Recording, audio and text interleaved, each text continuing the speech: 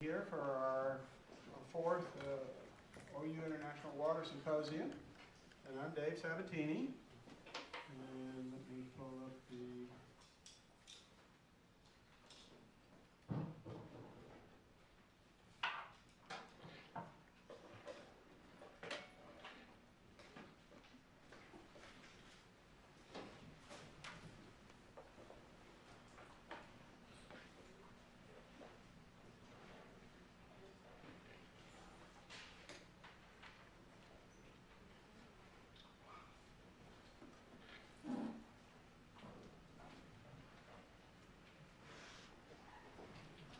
pleasure to introduce our moderator for today, Dean Joe Foote.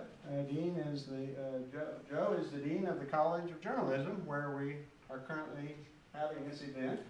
And it's nice to have Joe as moderator for several reasons. One is my daughter graduated from his college, and so very proud of the College of Journalism since our daughter, my wife Frances and I, and also because Joe can relate to the topic at hand. Joe has spent 2 sabbaticals in Bangladesh and has spent time in Pakistan, and so it brings visitors from these countries to OU, visits those countries, and so he understands what we're about in the topic of today. So it's my pleasure to introduce Joe and thank him for being here as moderator.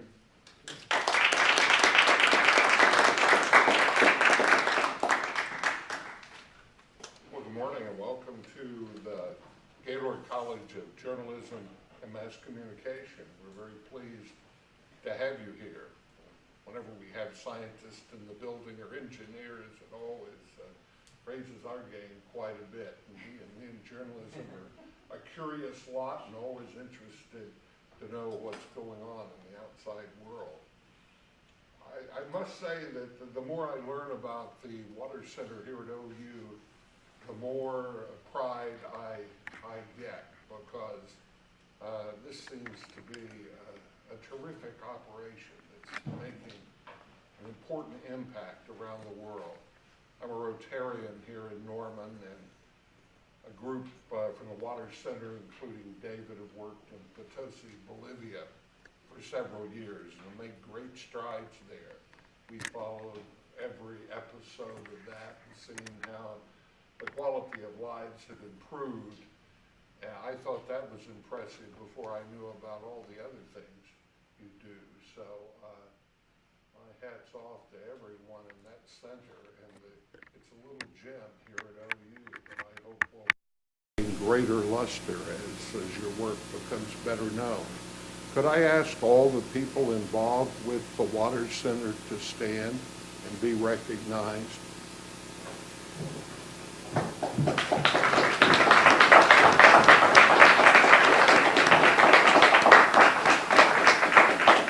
Thank you. It's a very, very talented and dedicated lot. And David, thank you for your leadership.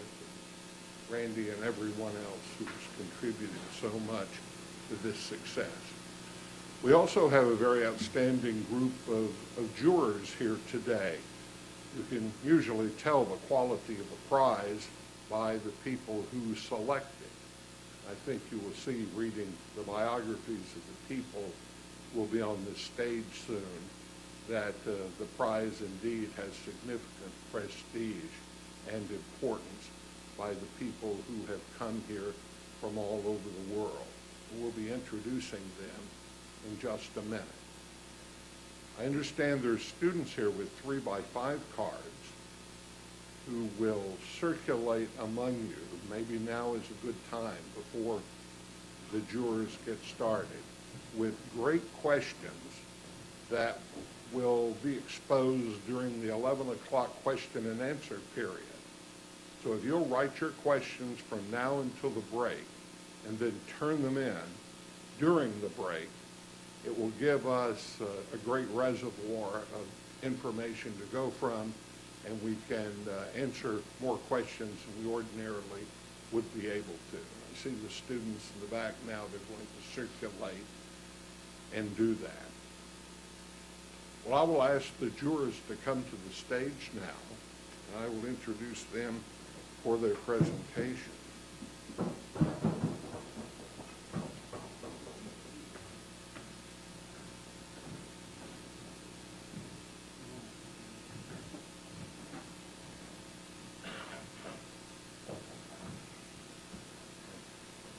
You can go ahead and be seated. We've given a chair for each juror, which I think is a very decent thing to do, considering the method I learned last night, the way they handled the prize, that they apparently have learned a bit from reality television. It has some pro-social value that in each round they eliminated someone until they got down to one. So we're starting with with 6 jurors, and I can assure you we'll have 6 at the end as well. They're too good to eliminate. But they've come here from all over the world, and it's really a pleasure to be able to meet them. I'll introduce them all and then call them up one at a time to make their presentations. First of all, Emmanouil Anagnostou. You raise your hand. Stand. Manos is a professor of civil and environmental engineering at the University of Connecticut. Secondly, Braimah Apambire. Braimah is director of the Center for International Water and Sustainability at the Desert Research Institute in Reno, Nevada. Next, we have Rafael Callejas Calderon. Rafael is executive director of the Millennium Water Alliance in Washington, D.C. Jenna Davis.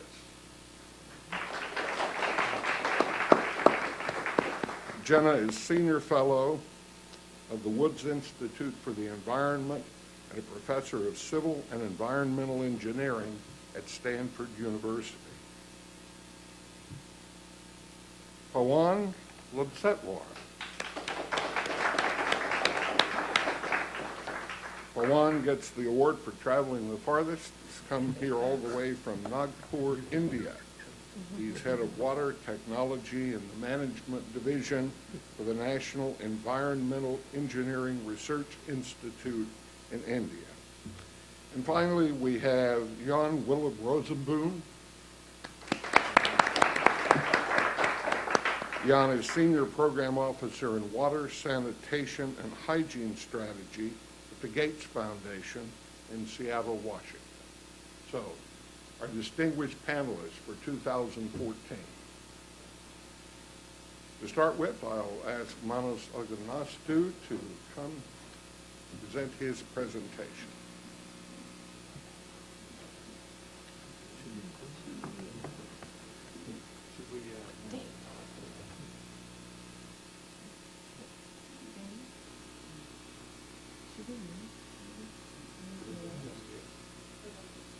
Yeah. Yes, we should, right? Huh? Yeah, it'd be easier for you to see the presentation.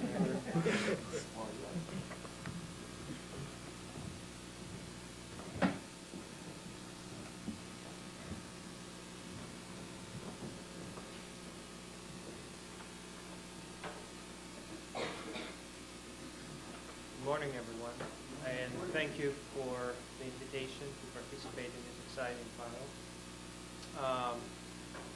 I was thinking what to talk in this 10 minutes I have available today, and I thought I would present you a very exciting research activity that was that has been funded and initiated as part of the consortium of many countries and research institutions.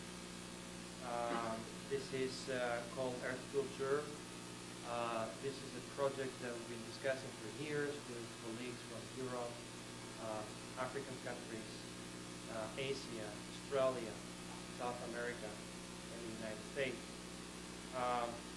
It's all around the deriving or understanding the variability of the water cycle and using that as a tool to assess water resources, both availability and quality. I have to mention that this is a funded project from the European Union. Every time we present about Earth to Observe, this is a slide that has to be there. That's the rule. But the important thing here is that we are trying to tackle a challenge, which is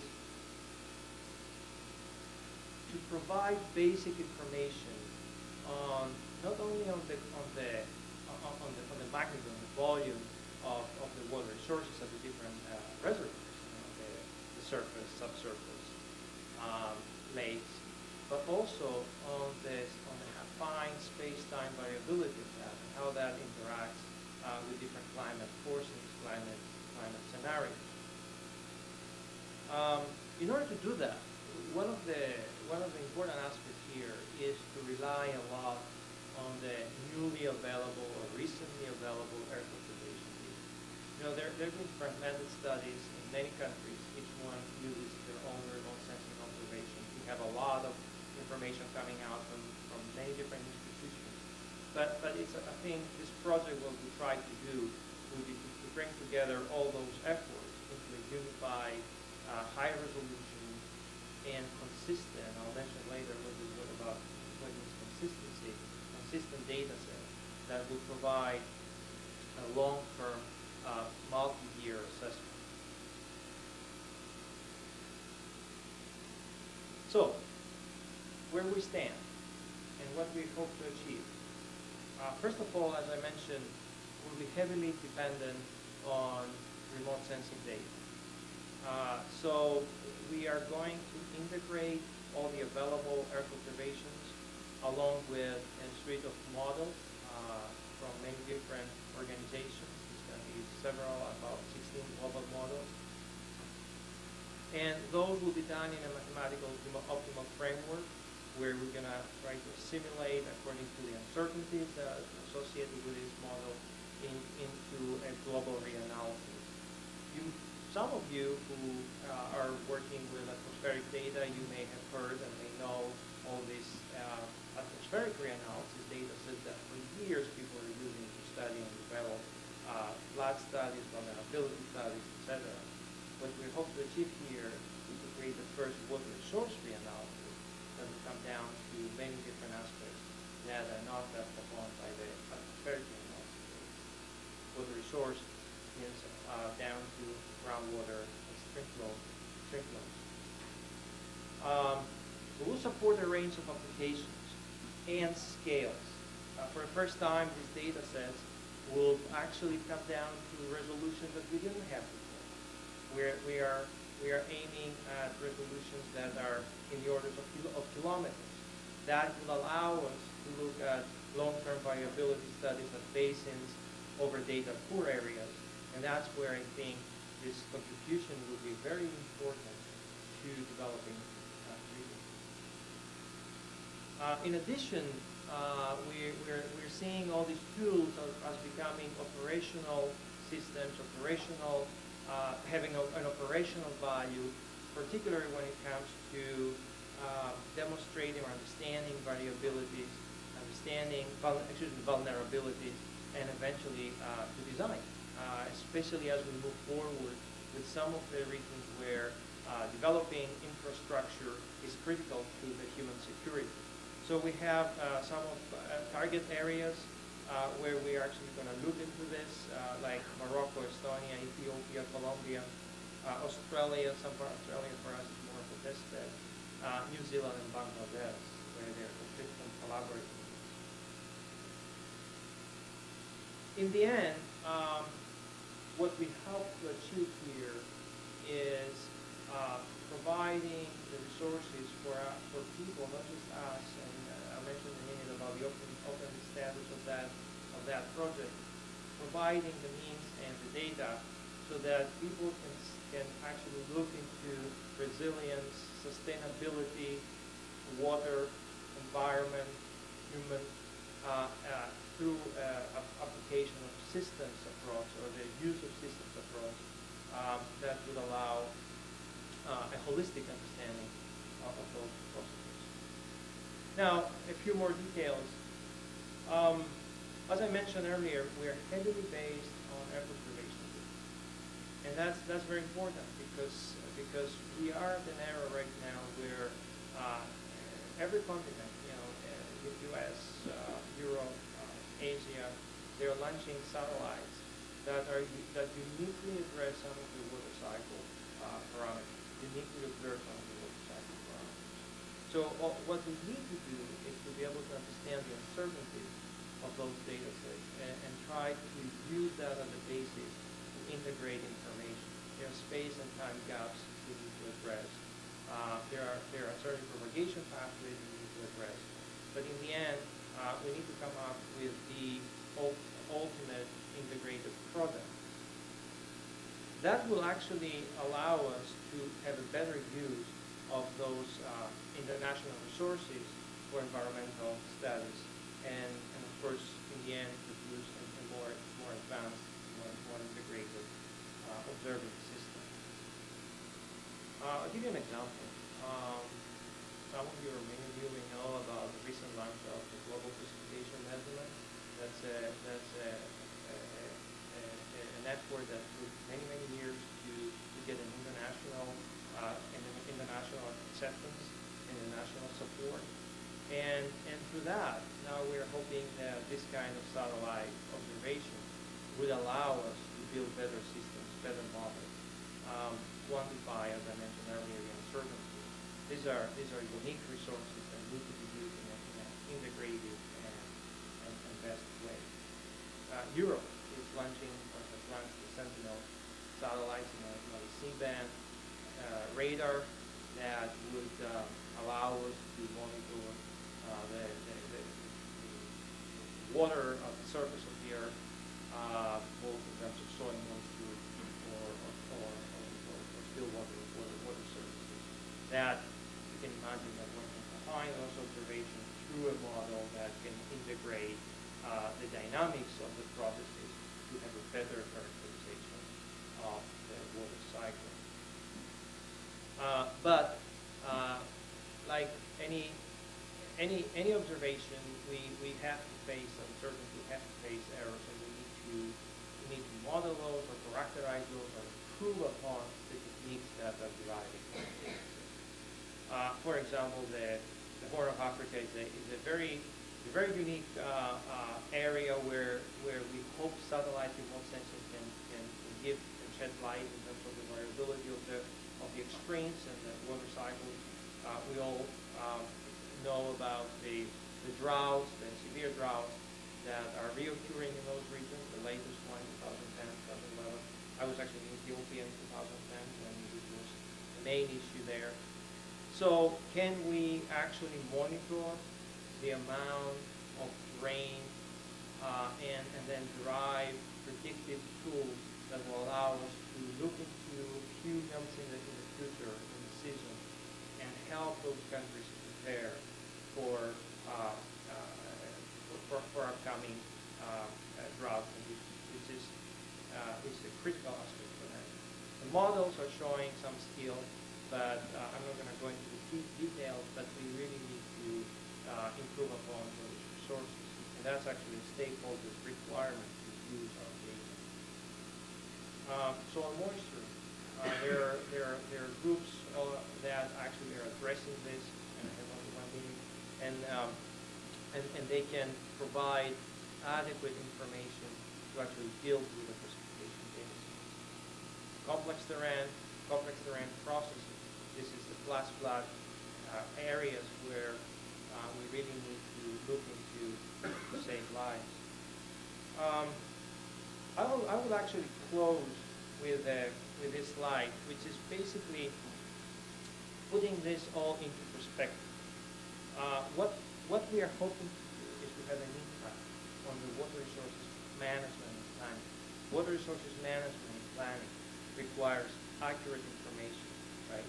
So the information has to be acceptable by the stakeholders who use them. And later on I can tell you stories about why users, actually stakeholders, do or do not use information that we put out. It has to be driven by the stakeholders. the information uncertainty or the data uncertainty needs to be characterized according to the stakeholders' understanding of the data. And these are all things to be driven through interactions with local stakeholders, and we've started that, and that's one case study with Emmanouil. We had a recent meeting in Ethiopia with many stakeholders. We wrote down, we took all the input that they had in terms of how they use the data and why they use it, what data they use, and we tried to make our resources available and to everyone. And this is our contact information for the whole process.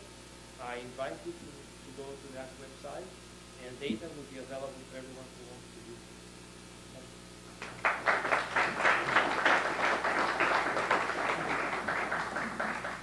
It must be cruel and unusual punishment to make a person of this substance limit to 10 minutes for presentation. Who came up with that idea? I think we're in the TED world today. And now I'll call Braimah Apambire to make his presentation.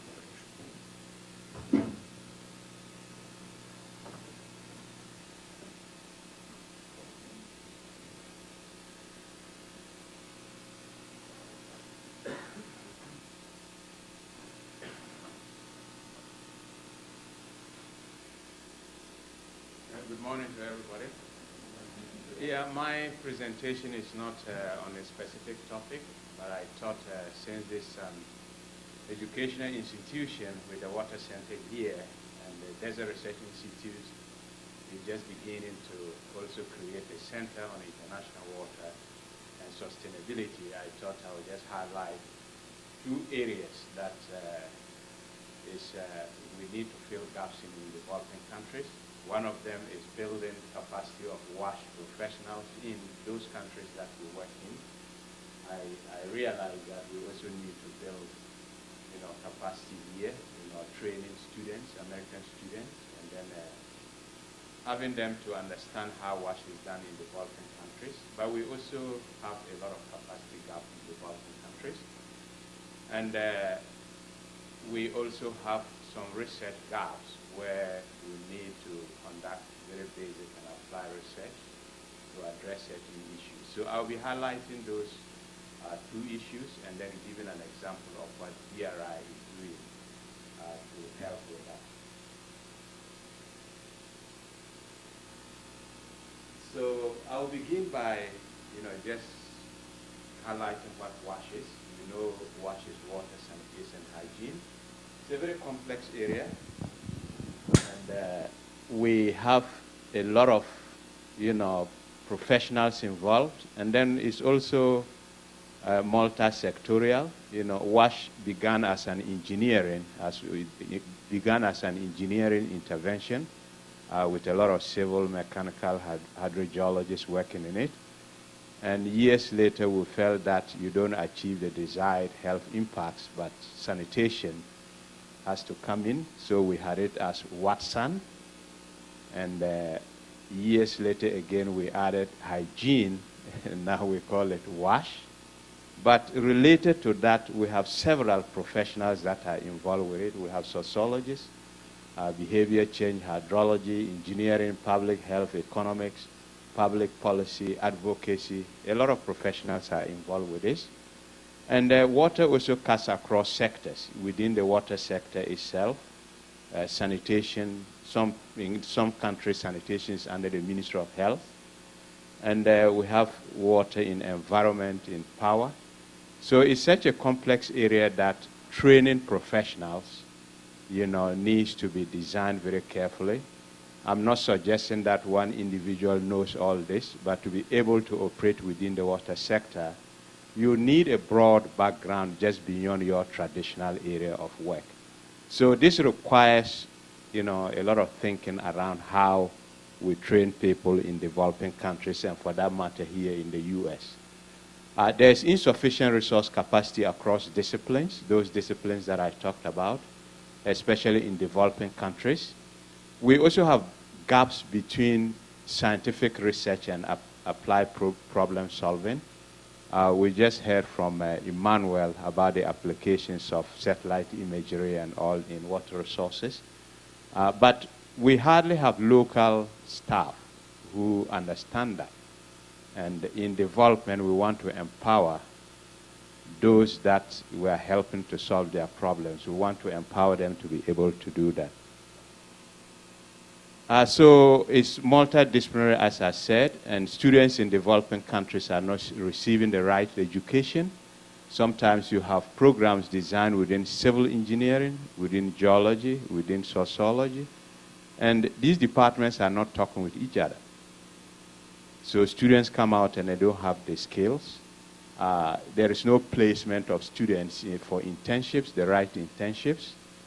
And for NGOs in developing countries, you have a lot of international experts who go down to help local NGOs. But the local NGOs themselves lack the capacity to be able to implement the programs and then follow up with monitoring and evaluation.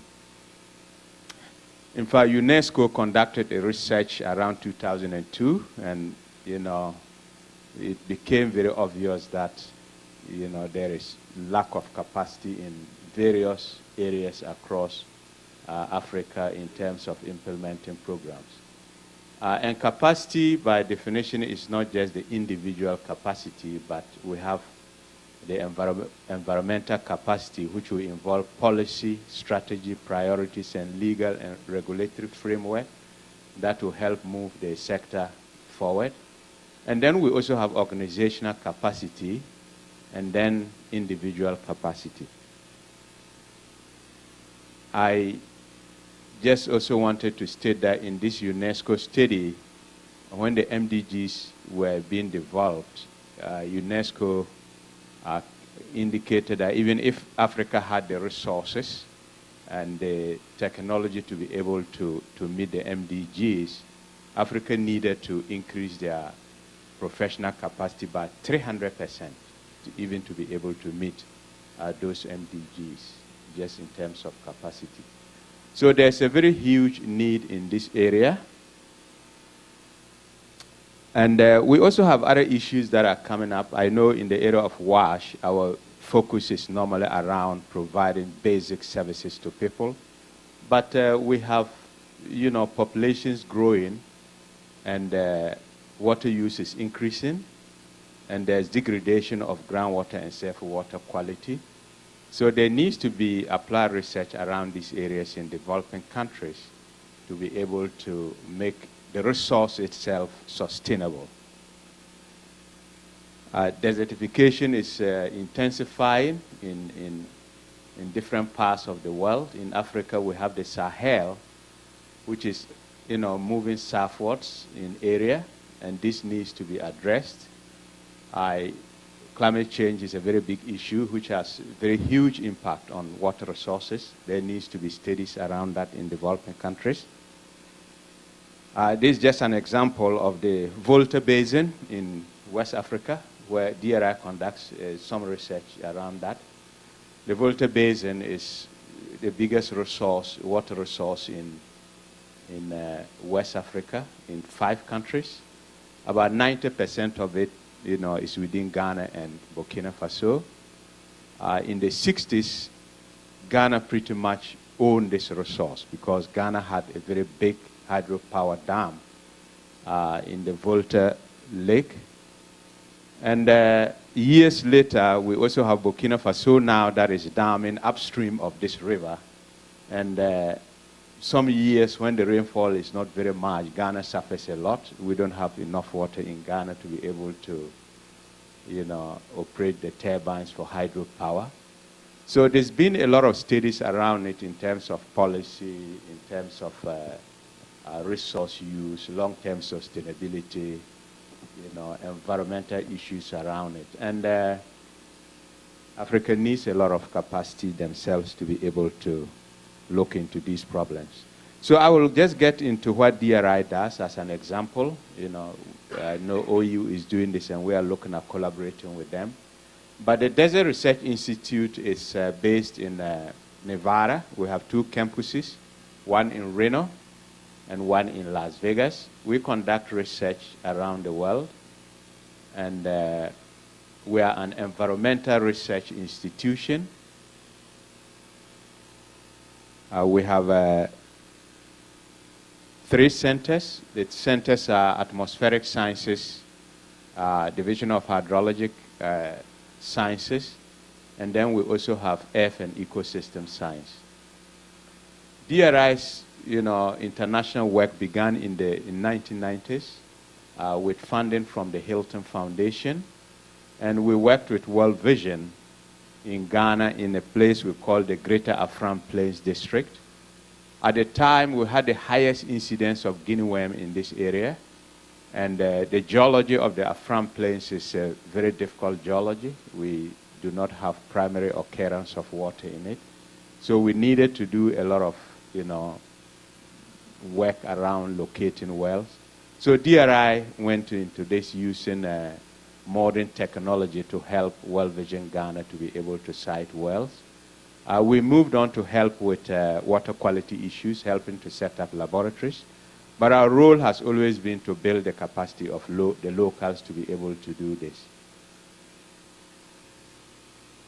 And in 2013, last year, the Hilton Foundation made a grant to DRI for us to expand our work on in developing countries. We've since been working, expanded to Mali, Niger, Ethiopia.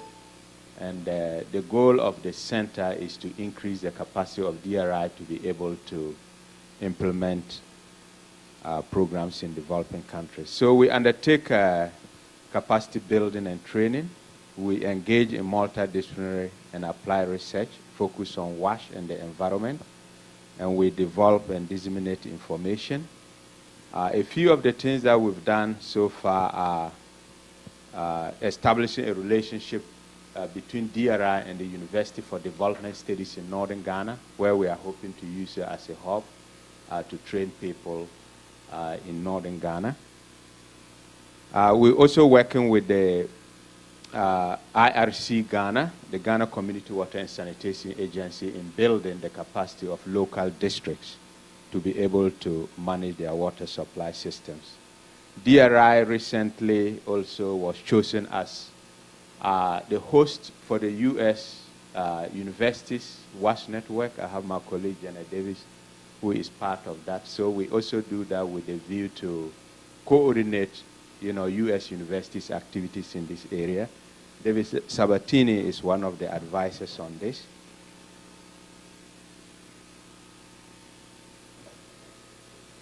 So I think my time is up, and we work in India on coastal salinity issues, and for the students here, a lot of opportunities to be able to work in developing countries to help build capacity and conduct applied research that is directed towards, third world issues. Thank you.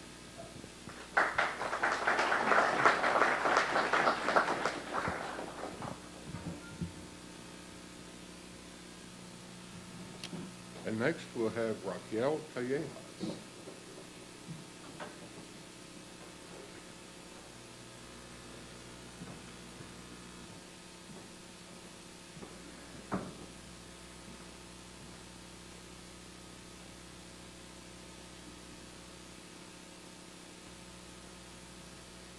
Good morning.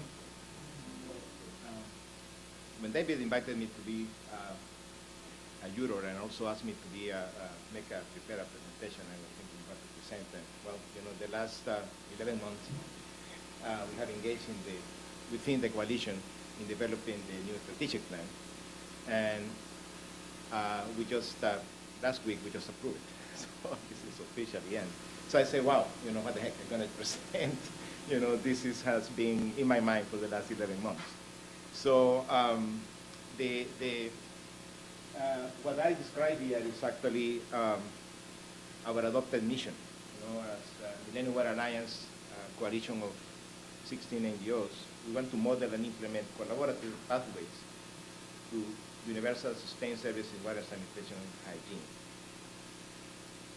hygiene. There were a couple of things that really stuck in the minds of the different members and participants in our strategic plan. But I'm not strictly, friend in sticking with numbers, but sometimes it's good to have as a reference, as an order of magnitude, to give you what is happening.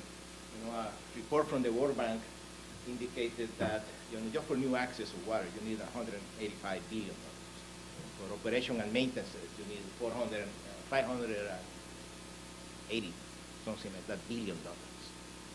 And then also in a report that, last report is issued by WHO, World Health Organization. It's an interesting number. It says that the external donors compared to resources from governments, commercial loans, local governments, the external donors contribute about 7% of the resources for WASH. So that's an important, it could be 7, could be 10, but I don't argue that. The order of magnitude shows that what we consider ourselves in Millennium Water Alliance to be part of that 7%. So the conversation inside the alliance was, with that percentages, what can we do, to be more effective and to actually, be able to enact our mission. So that means there has been a lot of conversation in terms of the role that we play in the country where we operate and how can we be more effective. Who is the alliance? Currently, we have 16 members. We are the difference that the alliance is basically that we are a permanent coalition. We have been in place since 2001. That doesn't mean that we only work.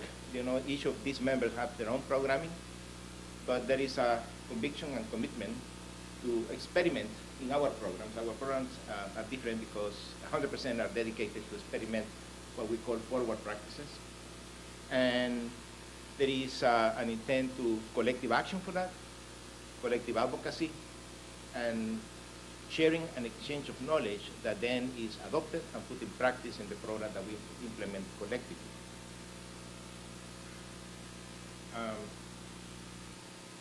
So part of our reflections in terms of how can we move forward into the 2015 era, now that we expect that the Sustainable Development Goals will be adopted and that now we are going to be seeking to have a world with everybody in the planet has access to water, sustainable access to water and sanitation. We said that with our resources, it's important for us to focus on basically one is tackling work in specific geographic areas. We have been doing that in Ethiopia, in tackling boredas, and in Kenya, in certain parts of Latin America, but focusing more but expanding that to actually engage, to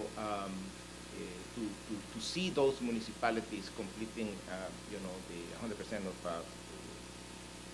all the 100% of access to water and sanitation. We also recognize that governments need to be at the center of any implementation of work, that it is important not only focus on the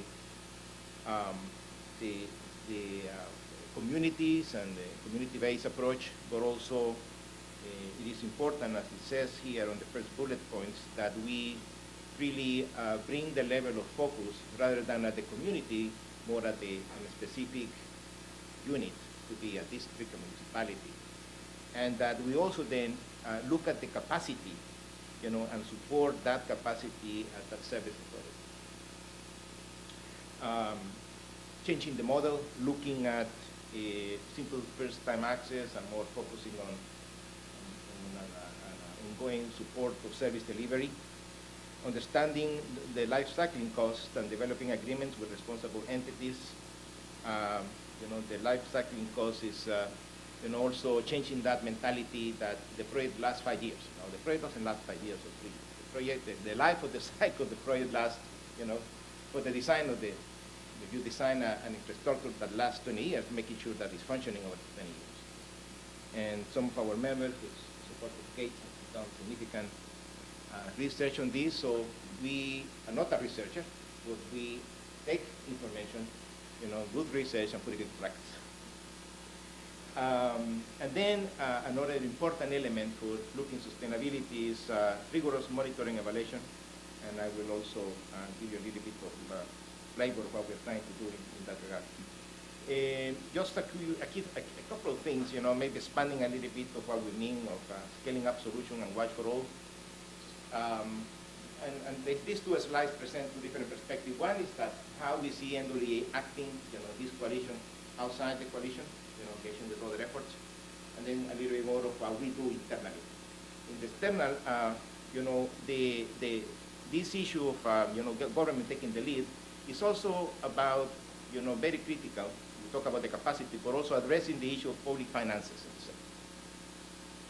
Where the money goes, what purposes. And there are three particular areas that, unfortunately, public finances are not really very good, supporting. One is the district planning or the municipality planning efforts, developing wash plans, understanding what is required to achieve that effort to bring wash for all. The second area that is lack funding is operation and maintenance. What happens when you take the picture, right?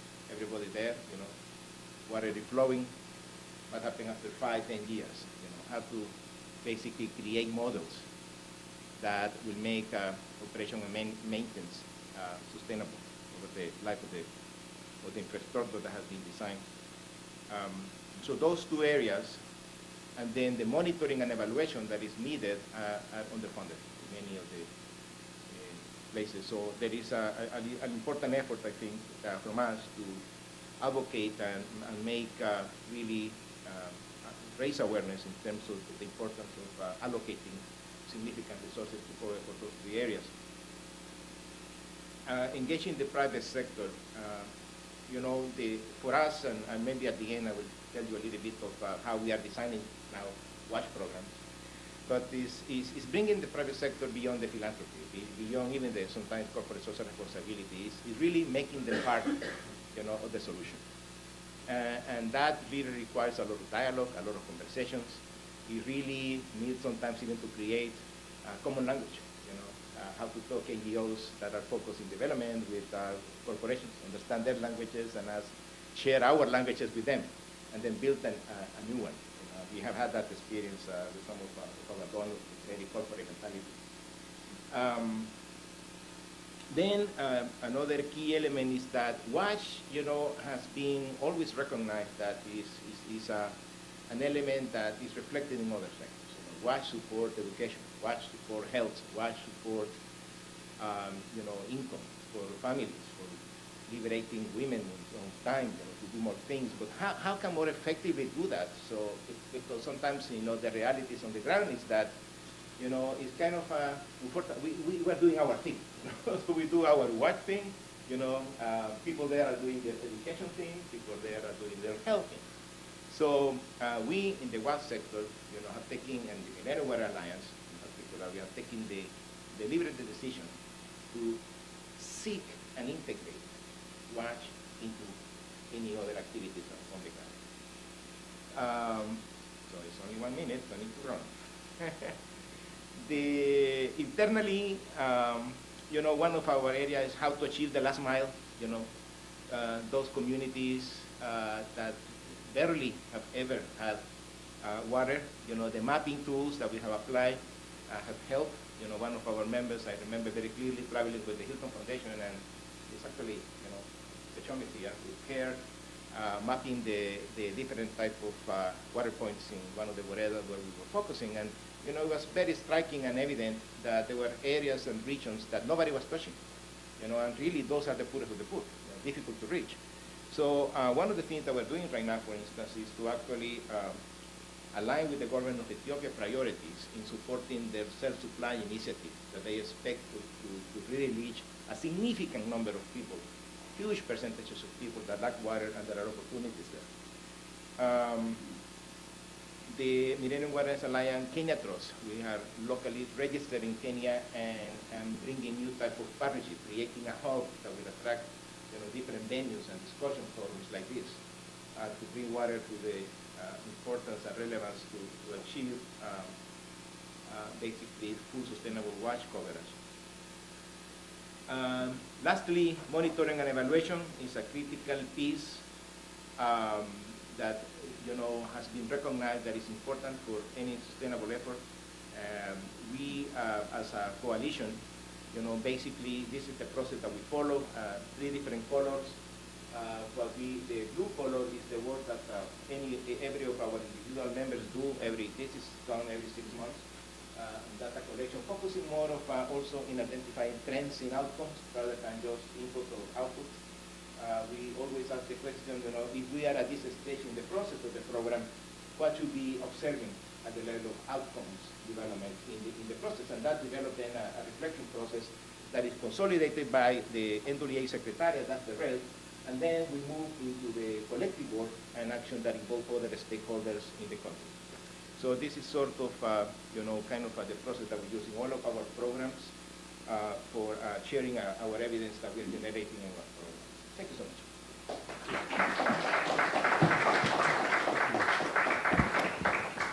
And now we'll call Jenna Davis to the platform for her presentation.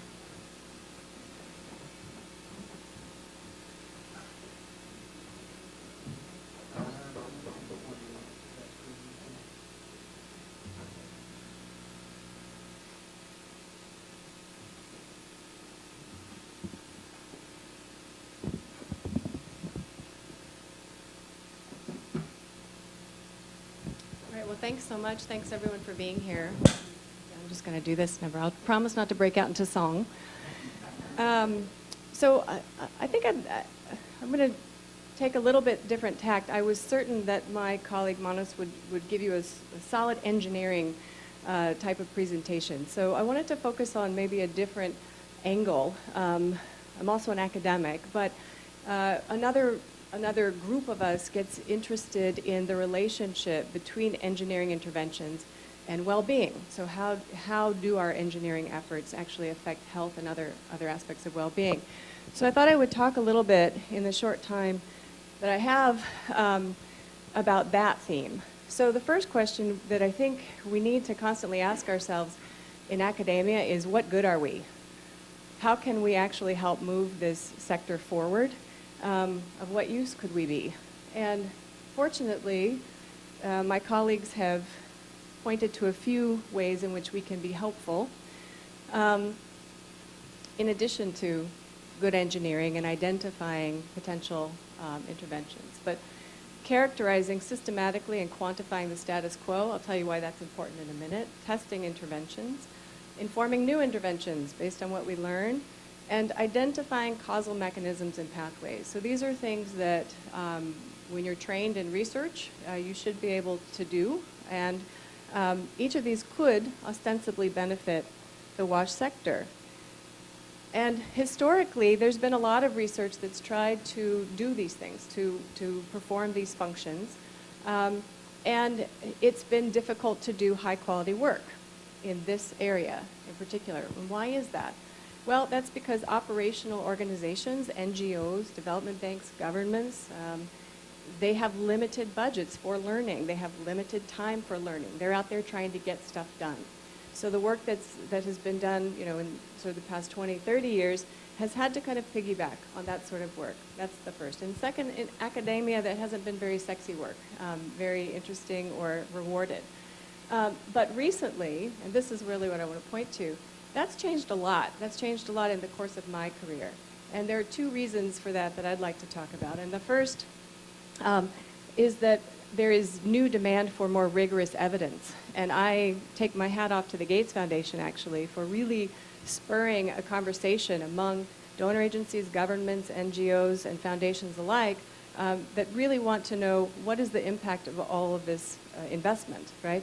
So the emphasis, so new sources of support, here are some logos of those places if you're interested in learning more, but also a particular way of working, which is called a randomized controlled trial, right? So we've all heard of clinical trials, right? But there is really this push to have a very rigorous research design so that we can make confident causal claims that the WASH intervention we had this particular outcome. Come back to that in a second. The second thing I want to point out is we're at a point in time where the availability of other people's data has never been greater, right? So it is now possible. I've told students for years and years that they couldn't graduate under my advising unless they went out and generated primary data of their own. It's actually no longer true. You can actually do some very innovative, important work using secondary data. So organizations like UNICEF, USAID, and the World Bank generate nationally representative, large data sets that we can get a lot of learning from. So, okay. So what does this mean for a researcher? Well, the demand for rigorous, high-quality research linking WASH interventions to particular outcomes means they want experiments, right? So those of you who are in engineering and science, this is totally in your wheelhouse. You get how this is done. You know, we have two groups, an experimental group and a control group. We randomly assign, oh, I'm gonna fall down. We randomly assign some intervention just to the experimental group, and we follow both of these groups. We have before and after data. One of them gets an intervention, one of them doesn't. And what we're going to compare is the change over time in the outcome of interest, right? Pretty straightforward for those of you who have a science background, or not even. This is pretty straightforward. Oh, okay, so my spacing is off. If you're going to use someone else's data, typically what you do is you find two groups. So imagine that this guy's over here, okay? You find two groups that differ with respect to some outcome of interest, and then you try to attribute it to an intervention. So let's talk about sanitation. In sanitation, you'd have 100 villages, you'd randomly give sanitation intervention to 50 of them, you'd follow them through time. Over here, you'd find 50 villages that have improved sanitation and 50 villages that don't, and then you'd compare the values of the outcome of interest and try to attribute that to sanitation. Which way do you go, right? If you really need to make confident causal claims, the first approach is better. Experiments are better, right? It's the gold standard in making an argument about cause and effect. So why don't we do more of that? It takes a lot of time. It takes a lot of money. It can be politically sensitive to tell a minister that you're going to randomly assign some sort of treatment to half of the villages or districts. That can be hard to do.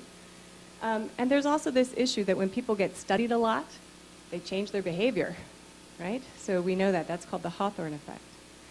So on the other side, it's quicker, it's cheaper, you don't have this scope for bias, right? But are you sure? Are you sure that the difference in those two groups is the result of the thing that you're claiming, right? Or could it be something else, right? So is it really the sanitation difference, or is it the education of the mothers, or is it the income of the households, right? And without an experimental design, you have to use some pretty sophisticated statistical techniques to be able to make those claims. So both of these are being pursued, and there's actually quite a hot, I wouldn't say a debate, but there's sort of a cordial competition between these two groups that are currently looking at WASH and well-being. And I'm in both. I'm a card-carrying member of both groups. But I wanted to focus in the short time I have left really on the second approach, using secondary data. And I just want to show you how powerful that can be, right? I'll give you one example from my group and one example from a colleague. Using DHS data from 26 sub-Saharan African countries, my colleague Amy Pickering and I looked at the relationship between the one-way walk time, so it's in minutes, from 0 to 60 minutes down here, one-way walk time from a household to a water point, right? And the probability that your youngest child would have one of these types of illness or symptoms in the week prior to interview, right? So I know this is hard to read, but this is fever, cough, diarrhea, and mortality. And this is a probability running from 0 up to 50% by 0.5. And as you can see, as the time between your house and your water source gets bigger, the risk to your child goes up. And not a little bit, a lot, right? So if you can reduce that one-way walk time by just 15 minutes, then you reduce the relative risk of diarrhea by about 40%. It's a big, big difference, right? It's not our data. We just use someone else's data and some fancy statistical techniques to come up with this result. These are powerful, simple messages that you can share with governments, with decision makers. Similarly, my colleague Dean Spears, who works in India, has been doing a lot of influential work on the relationship between open defecation and child growth, child stunting in India. And in this graph, he's showing the percentage of households that report practicing open defecation, right? And the percentage of children who are stunted, right? Who are stunted, from 20% up to 70%. And this is for 112 districts in India. And you can see, a nice, strong relationship. The open defecation variable alone, sorry, I like to time myself. The open defecation variable alone explains about half of the variation in stunting when you control for other things. So these are simple, powerful messages that is really, they're really important. So I think my colleague Rafael made the point that investment is a problem. And in fact, if you go around in countries and you talk to water ministers and health ministers with data like this, you're preaching to the choir. What you really need to do is talk to the finance minister, right? Because what we're looking for here is a recognition that these sorts of investments will have payoff for the country. So this type of analysis can be really helpful. However, we're answering whether and how much, how many types of questions, right?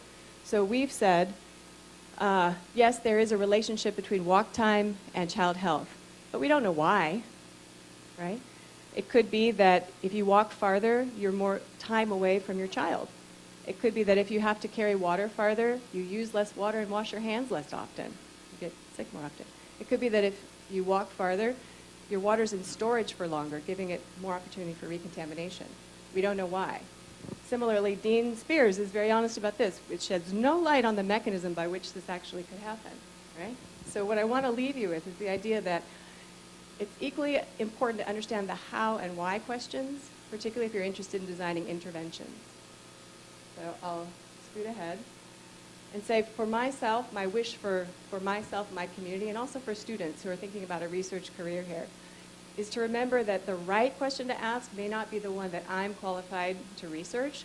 So these coalitions across disciplines are so critically important.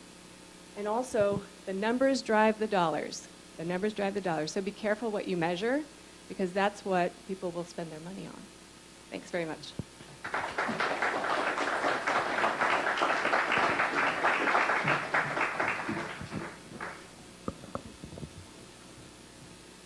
Our next speaker will be Pawan Lipsetwa.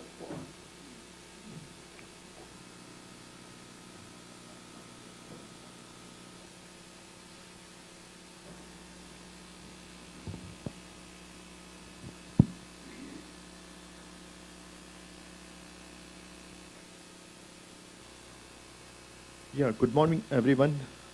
I'll be presenting on critical water issues in India and how does it provide entrepreneurship opportunities, particularly to youngsters. In my presentation outline, I'll be having introduction, then the current status of water and sanitation in India, what are the growth aspects for businessmen in India, what are the emerging areas in water and wastewater management in India where the investments are being made, and what are the potential entrepreneurship opportunities, particularly for the youngsters. And I'll supplement it with some of the case studies and conclude my presentation. There was a study published by UNICEF in 2013, which clearly described status of water and sanitation in India. And it seems that 67% of Indian households do not treat their drinking water. Over 1/3 of rural groundwater sources in India might be microbiologically contaminated. It's a large number. Only 33% of the country has access to traditional sanitation. It means that almost 67% Indians defecate and open.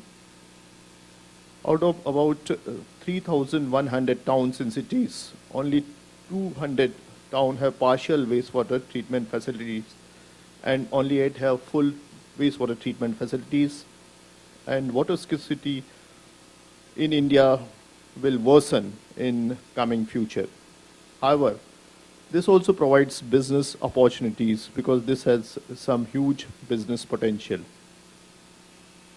If you look at the investment in rural water and sanitation sector, it has been gradually increasing right from our independence. When we have our first 5-year plan, we had invested very little. But if you go to the 10th and 11th 5-year plan, you will find that almost $2.5 billion is invested by both federal as well as provincial government. So we don't have dearth of money in India.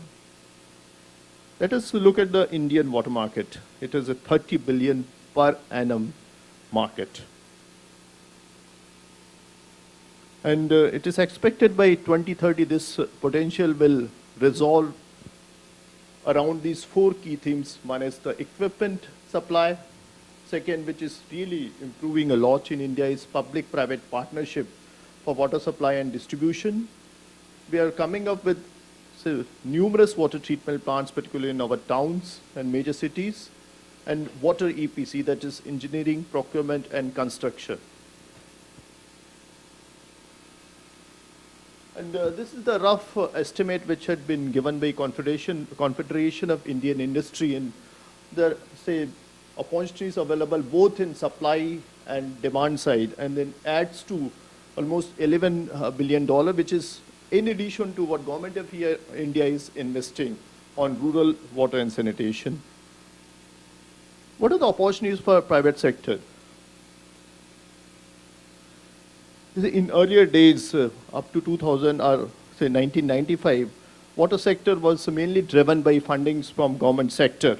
But there are now growing opportunities of investment for the private sector in India. And there is a significant growth in water supply and disposal of wastewater from residential and commercial segment also. If you see the water as a business, and we'll take one indicator of how much of packaged water is sold. Say from 1997, I joined my institute around 1919, there was no packaged water available. And you can see the steep growth, and it is expected that about 250 million cases of water bottles will be, say, sold by 2015 in India. This another indicator. We have like 25% growth in point of use water treatment system in India. And I feel that this growth is exponential. And we started this business around 1995. And you can imagine that in 2015, it will have like 50 million of water purifier in the market. What are the emerging areas of business in water science and engineering? They include water quality monitoring and surveillance, because we have almost 10 million drinking water sources, water treatment, and water supply projects. Similarly, in wastewater engineering, we have wastewater treatment, wastewater recycle and reuse, it's picking up in India now, and waste to energy products. I'll come out with one of the case study, a few of the case studies, and this is the case study which was done. This is the survey which was done by one of the big business house in India, Tata, before they launch their water purifier, and they asked simple question to people living in urban and peri-urban area. Do you filter water before drinking? And there were large 85% no. Is the same water used for bathing, washing? 69% responded yes. From where do you get water? And there were several answers. Only 26% were getting water from government sources. And how clean is water? And you have earlier seen my statistics which clearly indicate microbiology contamination, but 57% Indian thought that the water is clean. So they came out with this point of use water treatment. Units are now, say, collecting almost $1 million every year. This is one of the initiatives by one of the leading industrial group in India, and they're serving 70,000 people the cost of, say, serving this water is slightly higher. They supply 1,000 liters between $3 to $5. And these are some of the treatment units, and then this is known as a water ATM. And they have provided this water ATM cards to users. They can go, even child can go and fetch water by using this ATM card, which can be easily recharged.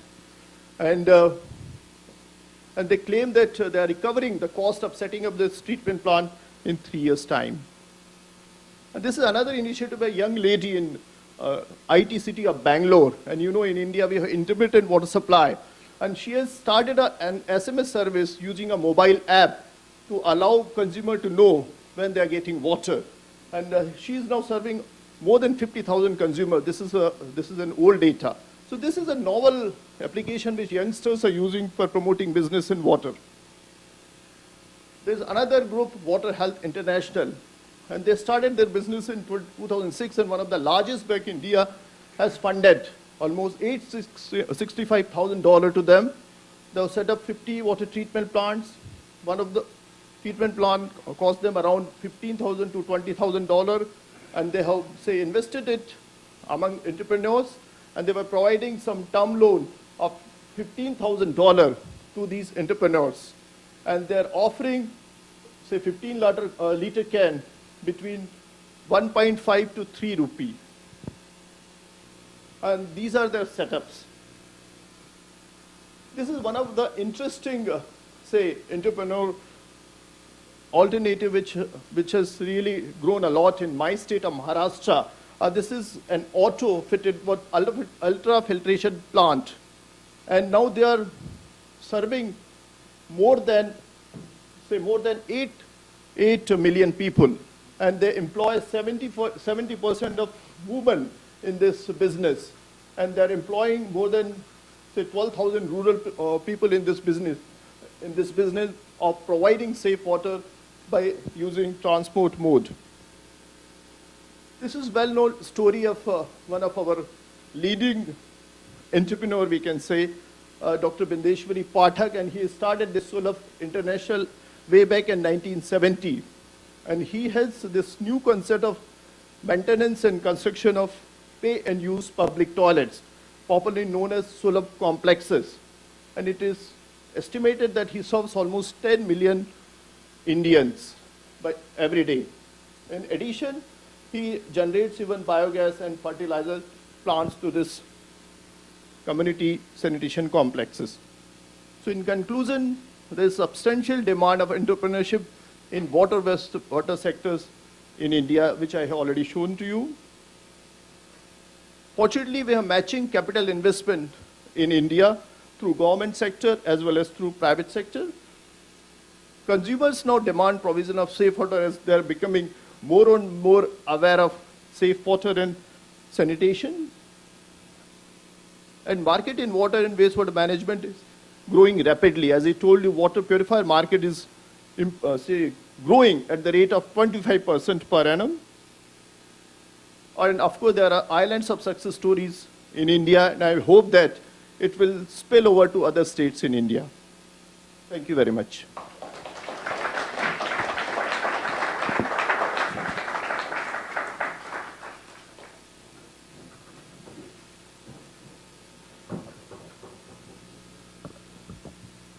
Our final juror speaking today is Jan Willem Rosenboom.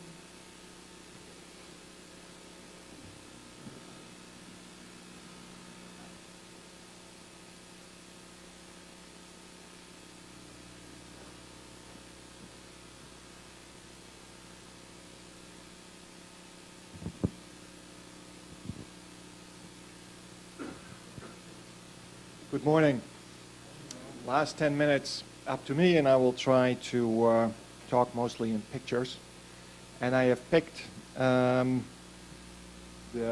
water sanitation hygiene strategy from the Gates Foundation and one component of that to highlight in the 10 minutes I have. And I picked a component which I hope will appeal to engineers, but I also want to start out by saying that solving the sanitation crisis and solving the issues we have in water supply is not primarily an engineering problem. Braimah very nicely pointed out in his presentation all the different disciplines and relationships that play in the sector and that we need to pay attention to solve the issues we have. And in the foundation, the main part of the water sector we concentrate on is sanitation. And this shows some statistics why and some pictures of the sort of situations we're trying to address with the 2.5 billion people in the world that lack access to basic services. And we are looking at this from the perspective of creating opportunities in business as well in solving this. And I will try to highlight a little bit this. Where we start is with an understanding of the sanitation service chain. Saying that, you know, having a toilet to contain waste is necessary but not sufficient. And what we really need to be able to say we are solving the sanitation problem is not just that toilet, but everything that comes after. What happens when the toilet fills up, when your septic tank fills up? How is that waste handled, treated, and then either be used or disposed of? And in that, we are advocating that in the sector, as we reach the MDG, the end of the MDG period next year, that we have to move beyond just that containment question.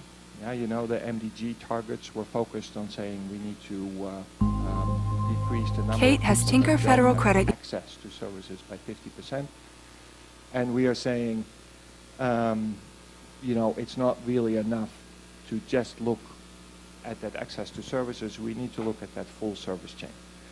And why that is so important, I want to demonstrate with a city in Asia. It's Dhaka in Bangladesh. And in Dhaka, we look here on the left-hand side of this picture, and it's going to fill out as I move along. 20% of the people in the city are connected to the sewer, and 79% of people have a latrine or are connected to a septic tank. So 99% of people in Dhaka have access to what the MDG would consider a great service, and only 1% of the people in the city open defecate. So by sort of progress statistics, this is a fantastic performance of Dhaka city. Tick the box and move on. Now, if we look at what actually happens down that sanitation value chain, and this is building on work that was done by the Water and Sanitation Program in the World Bank. There's leakage from the sewers. There are people with pits that never empty them, or with septic tanks, or they're unsafely emptied. And even those that are safely emptied, maybe they don't, the emptying truck doesn't make all the way to the treatment plant, or maybe there isn't a treatment plant. And same with the waste that goes into the sewer. Maybe it doesn't reach the treatment plant. Maybe the treatment plant isn't operational. We just heard from India that India has about full treatment plants for 8 of its 3,000 cities. So the end situation in Dhaka, 99% of people are connected to a proper service. 2% of the waste is safely disposed of, and 98% of the waste ends up back in the environment where it makes people sick. And so that is the situation we're trying to address, and that is why we're saying it is actually really important to address the full value chain. And besides some of the technologies I'm going to show, some of the things we're engaged in a non-technology side, is actually developing a toolbox that can be used for planning sanitation at city level, that help city governments understand their situation and figure out what is actually the effect of that waste ending up in the environment. Where does it go? How does it make people sick?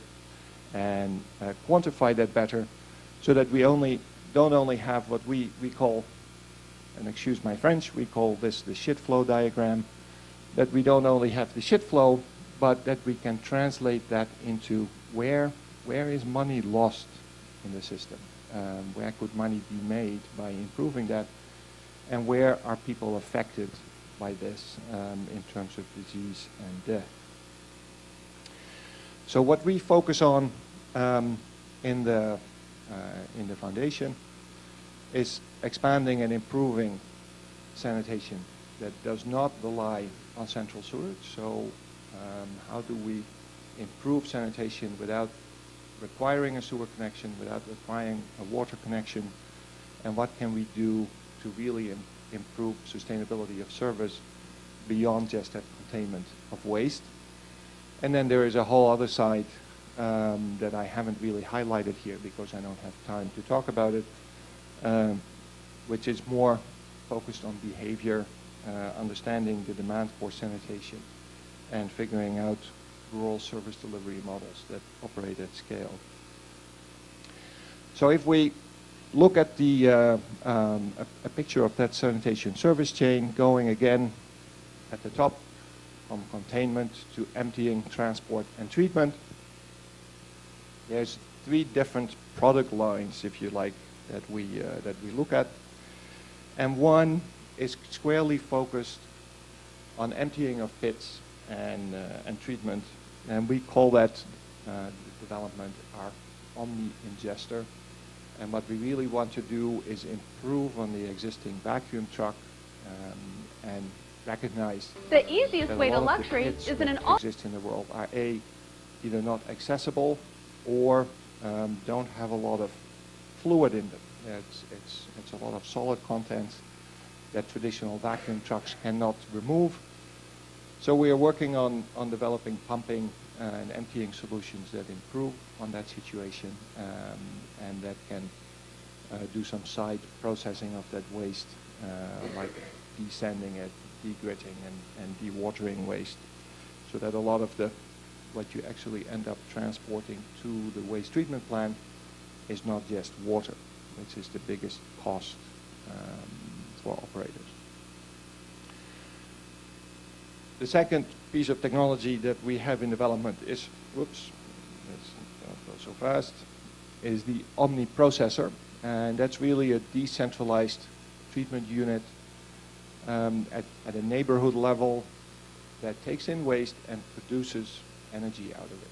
And the best example that we have currently going into the field that will end up in Dakar, Senegal as of early next year is what we call the Janaki omniprocessor, developed by a company in Seattle that takes in fecal sludge and produces electricity and drinking water out of it. And it's currently in operation. And as I said, we'll go into the field in January.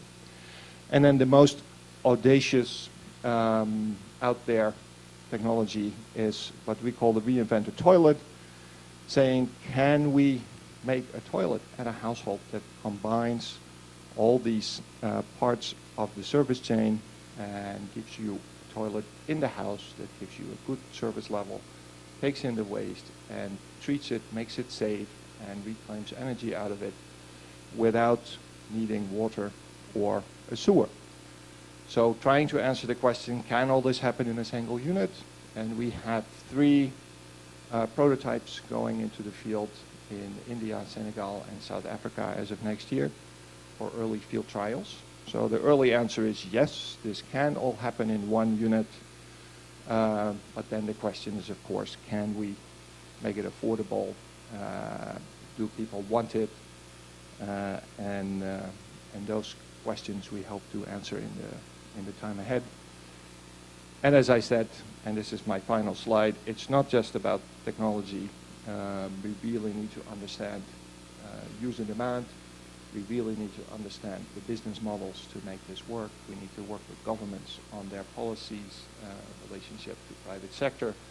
There's a lot more to cracking this nut than just developing a bunch of cool, shiny new toys. And we are trying to do all of it, but I didn't have time to highlight all of that. Thank you very much.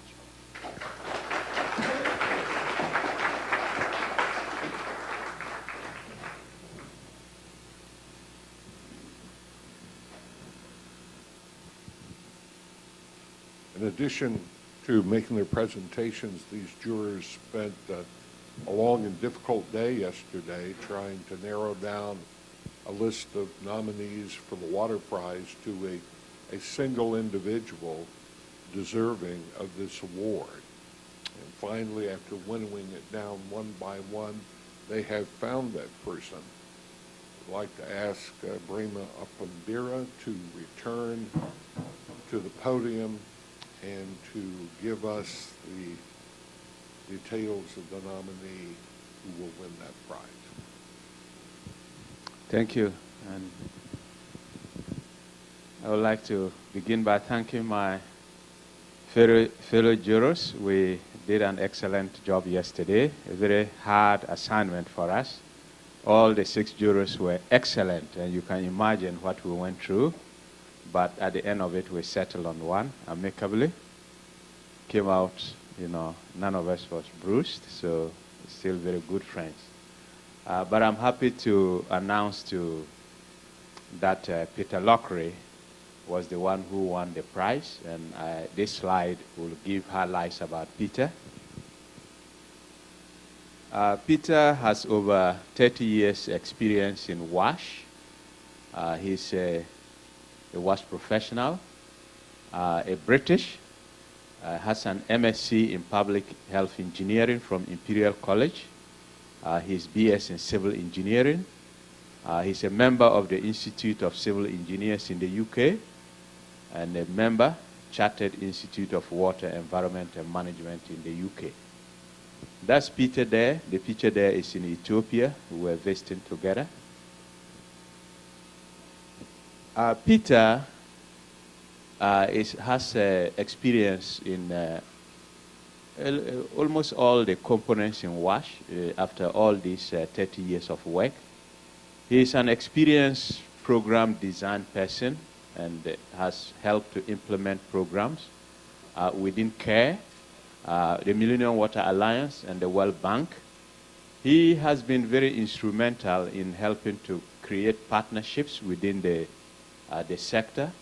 He's done a little bit of research and writing. He's contributed a lot to advocacy work, especially within the US here. Teaching, not direct teaching, but he helps mentor students and then have them placed in universities in Atlanta, especially in Emory University. Some of them do internships with him at CARE, and he co-supervises them. He's a sector leader, you know, serving on different boards. Peter currently is the water team lead at CARE. He's worked there for nearly 20 years. Has helped to expand the programming from basic service delivery to include action research and advocacy. This is very important because the traditional way that NGOs do business is to provide services. But in the time that he has been with CARE, he's helped to actually move CARE's work from basic services to include action research and advocacy. He has focused on addressing systematic social inequities faced by women and girls. And he's also expanded his WASH program to include services for farmers. And as I indicated earlier on, he's been very strong in helping in creating partnerships and forge relationships between NGOs, universities, governments, and corporations. Peter is a board member of WASH Advocates. It's an advocacy group based in Washington, D.C. Started as water advocates in the early 2000s and then moved on to become WASH Advocates in the last 3 years. He serves on the board of WASH Advocates. WASH Advocates is an organization solely focused on advocating for increased funding, not only from U.S. government, but also from foundations, advocating more money and then also the effective use of it. Peter was very instrumental in helping to shape up what we call the Paul Simon Water for the Poor Act, which became the Water for the Well Act. This was introduced in the U.S. legislature and then approved. Peter was very instrumental in helping to create the Millennium Water Alliance, and we have the executive director here, Rafael, who earlier on presented about that model. And today, the Millennium Water Alliance has, did you say 16 or 17? 16 members. And Peter was the person who started, drafting the very first concept about creating a partnership like that, beginning with very little money, and today it's grown to be 16 members, working in Ethiopia, Kenya, Central America, and other countries. He currently serves as the board vice chair of the Millennium Water Alliance. I earlier on indicated about his Emory University partnership, mentoring young students who have moved on to work in the WASH sector. Peter, in his earlier career, worked with the World Bank. He also worked with the Federal Ministry of Health in Nigeria, promoting low-cost sanitation technologies and training government officials on WASH. Peter has published, not very much, which is expected of NGO workers, but he's co-published with other key people within the sector. I would like to highlight a few of the statements that were made by, support letters that we obtained when we nominated Peter. One of them is David Douglas, who is a very good friend of the WASH sector. And David says that Peter is one of the few people who have had such a high level of responsibility for effective WASH implementation for so many years. For those of you who have worked with large NGOs, it's a bit difficult to navigate within that because there are competing priorities and interests. And Peter has been able to work with CARE for 20 years, moving CARE from the traditional role of providing services to actually broadening it to include some of the WASH components that we've talked about this morning. David again says that Peter there are very few people willing to see beyond their own organization's self-interest to glimpse the possibilities of collaboration. This is applicable in universities when we have just few dollars that we apply for research, and normally you put your organization ahead of other organizations. But Peter has reached out to collaborate, knowing that to be successful in WASH, we have to collaborate. This from Helen Gale. Helen Gale is the current Chief Executive Officer of CARE, has background, is an MD, worked for CDC, worked for the Gates Foundation, and now heads up CARE. She says that Peter is an invaluable leader whose knowledge and diplomacy is admired by everybody. Peter is passionate about sustainability of water and sanitation services, about governments, responsibilities to ensure that sustainability and responsibility of WASH sector as a whole to contribute. From John Olsfield, the Chief Executive Officer of the WASH Advocates, what truly sets Peter apart is his selfless approach to these challenges. That's the water, sanitation, and hygiene challenges. Peter contributes often and significantly to WASH-related efforts that benefit not simply CARE, but to WASH sector as a whole. From Howard G. Buffett. Howard G. Buffett has a foundation called the Howard G. Buffett Foundation, and Peter has worked with them. He says that Peter is a leading thought partner in our foundation's Global Water Initiative, and I value his deep experience and the trust he elicits from a broad range of partners operating in this very important sector. In conclusion, some of the parameters that we had to use for this award is that the person should have significantly contributed to international WASH, either through research, teaching, or service activities in the WASH area. Peter fulfills most of these requirements with his unfailing compassion, humility, thought leadership, and commitment to collaborative solutions. He has improved the lives of millions of people in the world.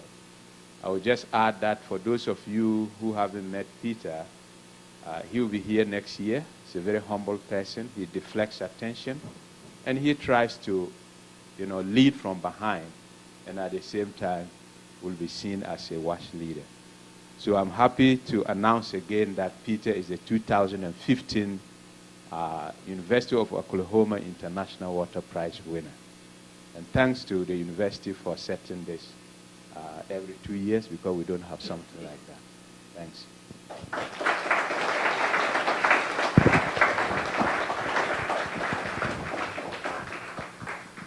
Thank you, and congratulations to our winner.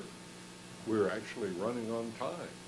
A remarkable feat in itself. We had a great morning, excellent speakers, and now it's break time. So visit, enjoy yourself, and come back for an hour of questions to bring all of this together. Break is just out the door to the left and to the left, and the restrooms are in the same area.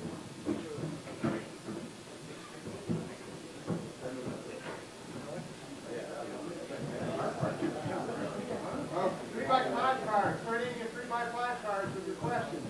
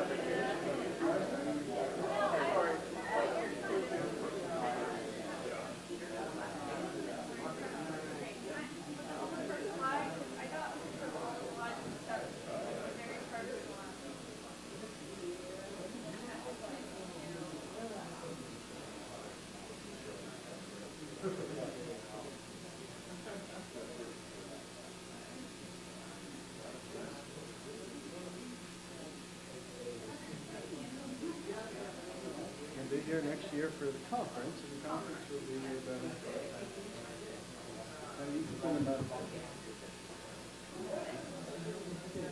I had to invite my son yesterday. I wanted to go straight to your lab and tell you.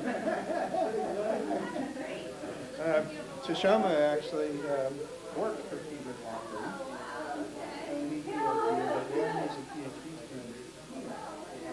And he's here doing research to help address EPLPs.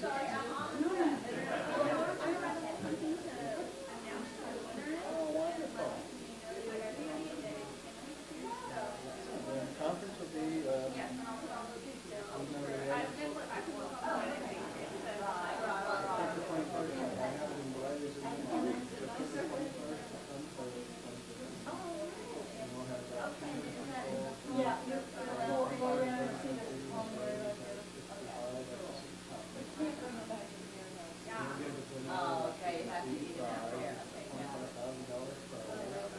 you put the cards right there. That'd be great. Thanks.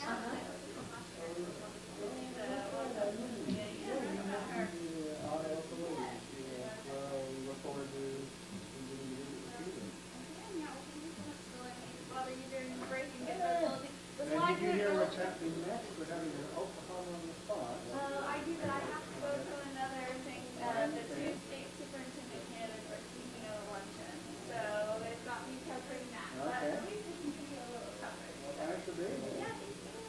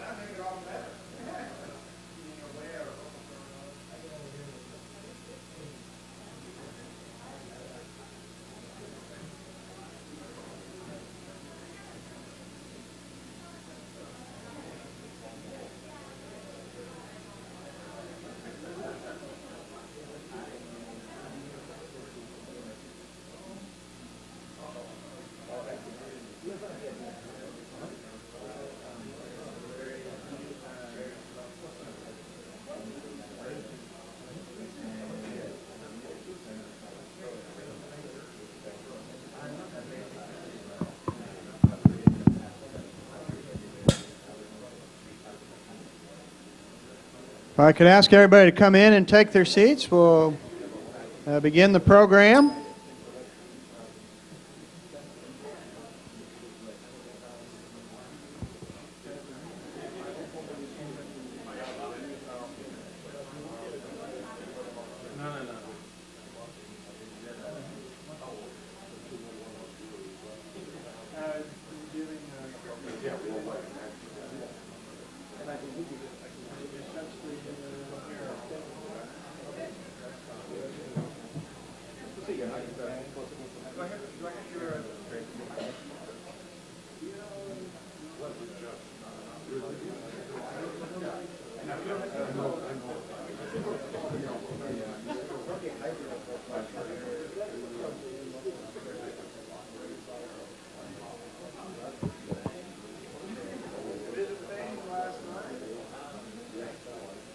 We will reconvene, and there still may be people coming in, but we'll get started to try to allow as much time as possible for questions. So if everyone would take their seats.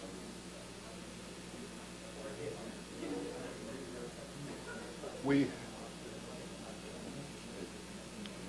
have heard from outstanding presentations from our jurors, and now it's time to bring that thought back down to Oklahoma, the exciting work that's being done at the OU Water Center. I'd like to ask Dr. Jim Chamberlain, the co-director of education and outreach for the OU Water Center, to join us. He worked in environmental consulting, engineering for 12 years before earning his PhD at Clemson. He's currently spearheading a new undergraduate minor in water and sanitation for health and sustainable development. Dr. Jim Chamberlain.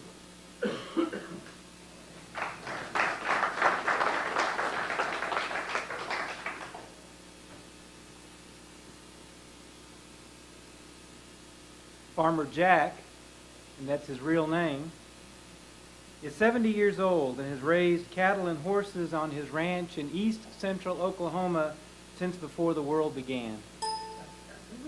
He never uses chemicals, and his animals pasture on native Oklahoma bluestem grasses. Farmer Jack has lived long enough to see a changing climate result in higher temperatures and erratic rainfall. The groundwater from his well is briny and unpalatable. Pond water is septic and has a horrible taste. And if that were not enough, it is foul smelling and repulsive. And so his family, as well as many other ranch families in the area, drink bottled water and fetch water from their farm pond for cleaning and bathing. Some families carry water by hand and boil it, and this is in Oklahoma. A scene that I thought I would only see in Africa and other parts of the developing world. Your challenges are also our challenges.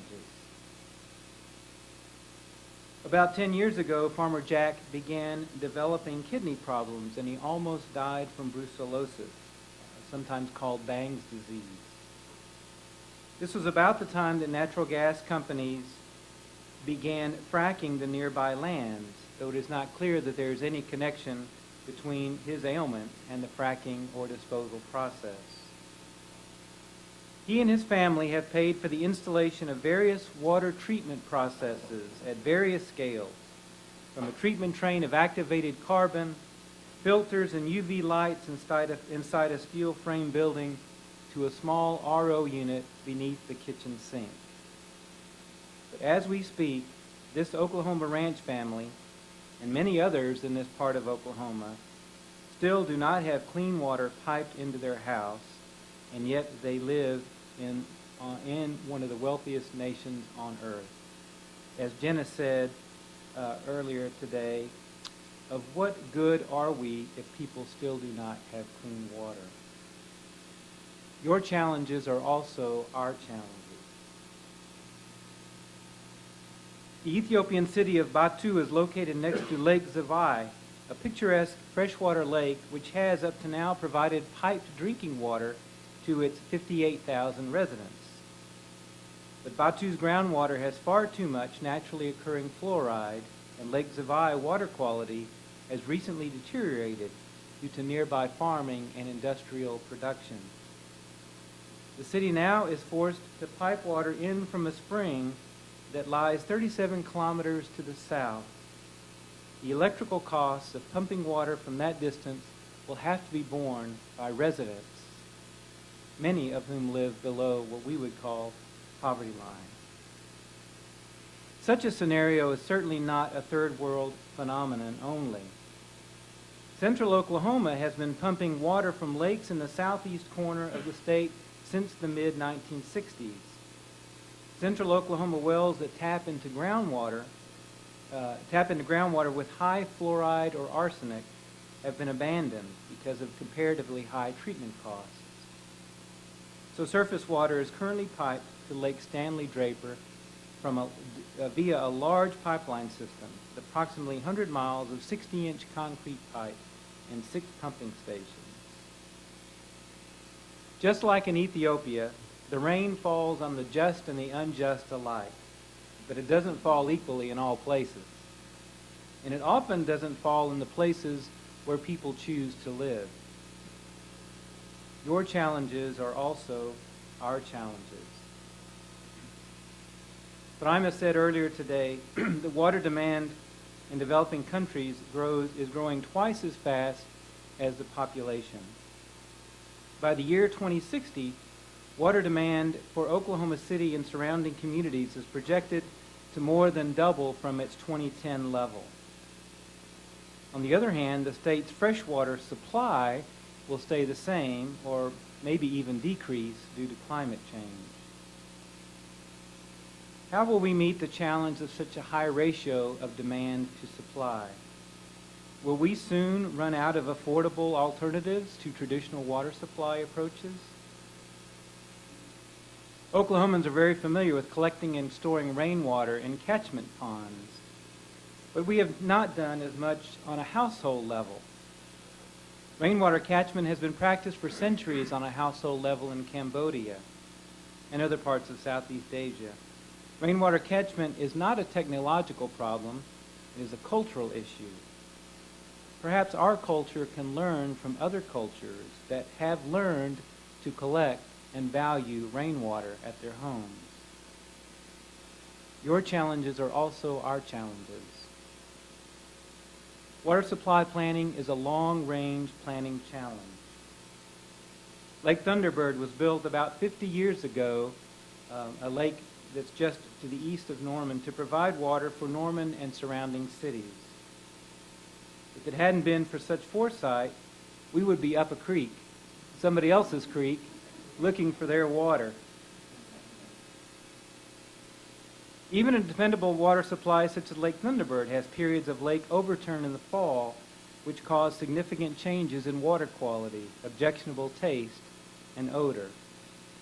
People around the world, though, drink untreated surface water on a regular basis. We have to be reminded by the student newspaper that it's still safe to drink, even though it tastes awful. Your challenges are also our challenges. We all need clean water for drinking, for bathing, for cleaning, for our crops, and for our animals. We all have much to learn from one another. We need to listen to one another, to cooperate, to share capacity and knowledge, to build capacity, as the speakers have said this morning, and to share culture. Like many other countries, we have scary bugs in our fields too.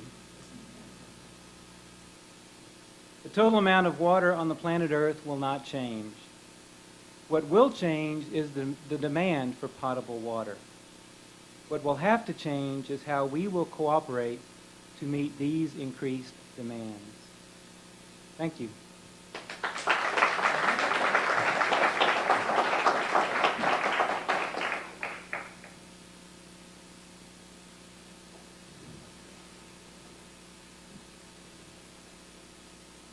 All right, now we're going to open it up to the questions you have asked, I'll ask the jurors to assume their seats here. We're going to have some questions directed, some at you generally, some individually. There's not going to be time for each of you to give an answer, so I would suggest one of you just jump in and you know among yourselves who's best to answer a question, and then if one person wants to supplement that answer, go ahead and follow, but don't feel compelled that we have to go down the line and answer each question. Got some questions from the audience. If you have more and you want to bring them up, please do so. And some that were submitted ahead of time by one of Dr. Sabatini's classes. So I'll start with one of them. We all know that mobile phones have had a great impact on many sectors of the economy in the developing world. How does this revolution affect water and sanitation issues?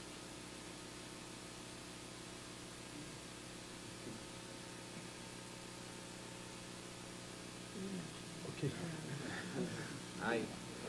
Maybe I can start with this and can give you a couple of examples, and maybe later, maybe another colleague will. Something that popped up and came up to my mind immediately is one is I showed in my presentation that is so critical, for sustainability purposes to have monitor and evaluation system that go even post-construction to really see how everything is going on now. The technology, right now we are collecting as a, part of our standard application using mobile technology, mobile phones to basically collect data on the ground and analyze it and review it in almost real time. That has an incredible impact in terms of reducing cost, and actually also doing analysis in a much faster way. This is also something that is widely now starting to be adopted by governments and by different type of institutions to also collect data and analyze data. So I see that's one area of a big impact that I immediately come to my mind. The second one is actually applications. For instance, in Kenya, Safaricom is a large phone company, has a program that is called M-Pesa, and they're using this type of technology for payments. So I think that there's a potential there to also use this kind of a technology, for instance, for paying your water bills, and then increase the opportunities to have resources available and for operation and maintenance. So I will stop here, maybe let others to comment. I'll just add to what I presented, the city Bangalore, where this lady Anu Sridharan has started a service through SMS, and because in our country we are intermittent water supply, and whenever there is a break in water supply, she just sends SMS to the consumers, so the consumers prepare themselves to store water well in advance. Another is a complaint redressal system. We had old system of filing our complaint related to water supply, going to our municipality, but now they recently started some mobile apps also where consumers can send their complaints, and the complaints will be registered. Third is we did a small experiment with Georgia Tech University professor and students, in which we distributed water quality monitoring kits to villagers as well as to students, and they came back to us with the result they got when they tested the water quality. So this application is increasing in India day by day. Thank you. Can I add something to that? I think there's lots of great examples of use of mobile technology, and one that I have seen in the state of Bihar in India, which I absolutely love. It's called the mobile Kunji. It's the mobile cheat sheet. And the issue that the outreach workers, the village outreach workers in Bihar faced is that there's lots and lots of outreach workers that need to spread lots and lots of messages. And when the organization that was supporting them was trying to decide, how do you give these outreach workers access to the materials, and you flip charts or little booklets or things like that. It all becomes difficult, it gets damaged, it becomes bulky, and so they're using small packages of laminated cards with one card for each subject with basic information. And each card at the bottom has what they call a short code, which is one phone number that is the same number across all the cell networks. And you can dial that number. The outreach worker dials that number and gets supplementary information that they provide for the family. And that in itself is nice, but what makes this revolutionary in my mind is that these outreach workers are faced with an issue of credibility. They don't have a lot of training, they don't have an education, they come from the same village as the place where the women they inform come from. So they will get questions from the women they work with, and it's like, well, what do you know? You know, it's like, you're my neighbor. And when they dial this short code on the phone, the person providing the messages, they're recorded messages, but it's Dr. Anita who provides the information. And so suddenly, from being provided with information by their neighbor, these households are being provided with information by Dr. Anita, who is, you know, is a doctor, has a lot more credibility, and that has enormously increased the uptake of the effectiveness and the messages. So I just love that example. At the same time, I would love to also remind all of us that a mobile phone is just a tool. It's a means to an end. And we run the danger every now and then to look for solutions because we have the tool. So we kind of flip it around and say, oh, how could we use our mobile phone to do something cool? I think that's the wrong way around, and that's just something to keep in mind.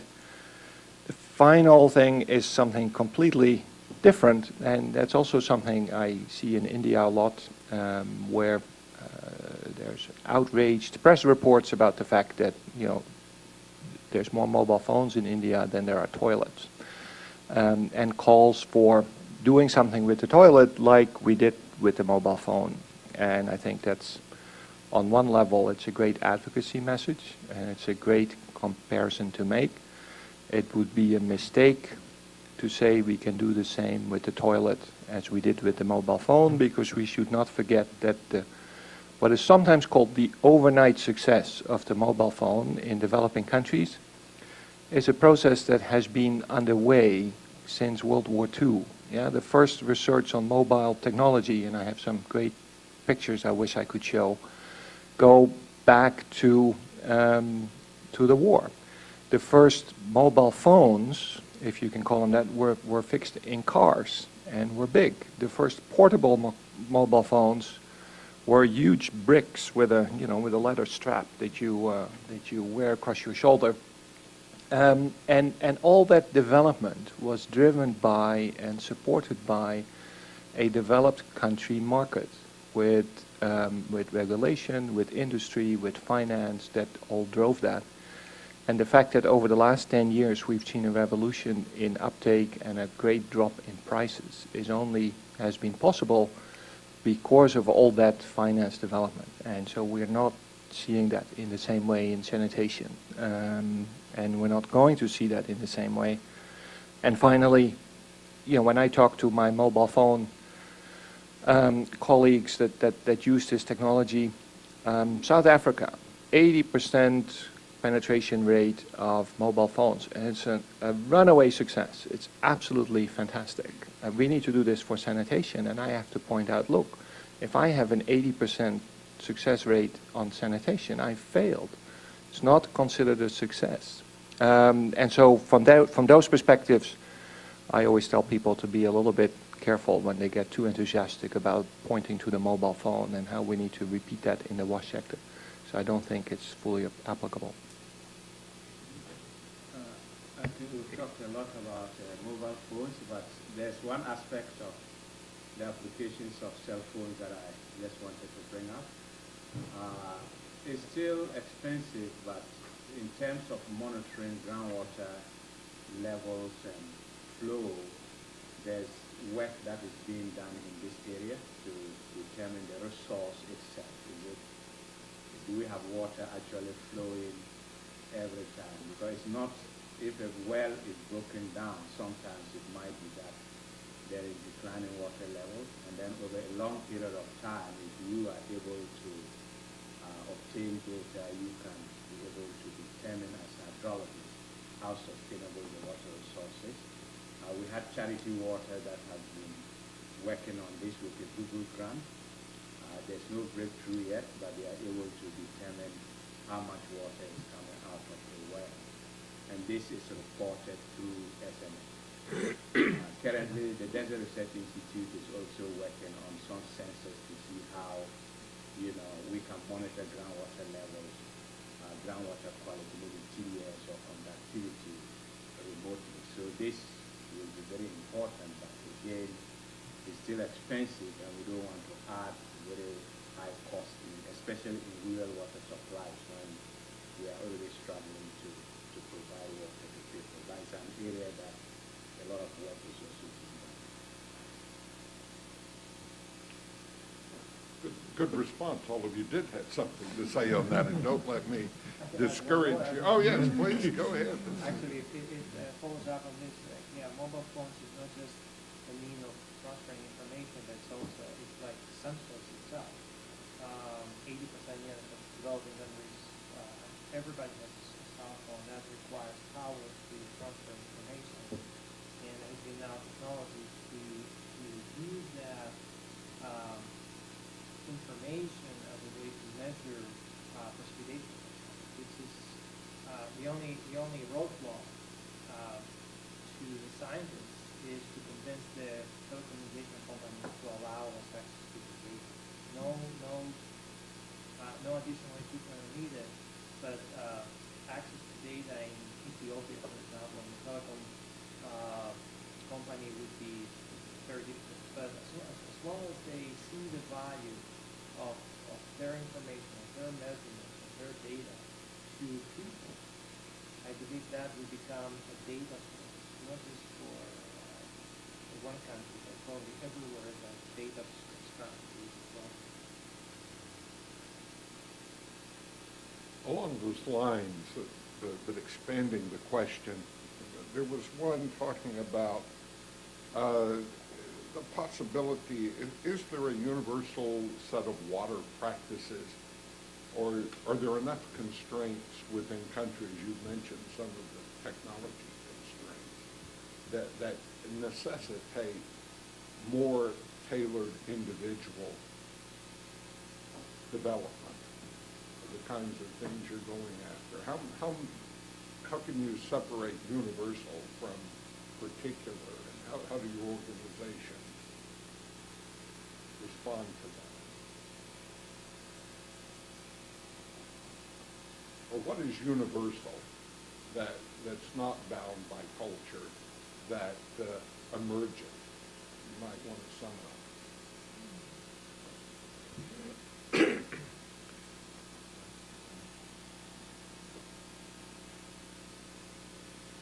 Okay, let me see. I have my colleagues think a little bit more. Well, this is obviously this is a question. It's a very good question. Something that I presented in discussion in our strategic planning process is that there are certain principles that we believe we can adopt in all the programs in all the countries. The certain principles that talk about, how we approach and design our programs. But this is it is a constant then, reality and adaptation. Basically respecting those principles, but then how to apply it in any particular country depends on the inputs and of local leaders. So I think that there are elements that we have been seeing that can be basically extrapolated at a global level to be considered, guiding principles. But then there is always, how that will be adapted locally depends on the context.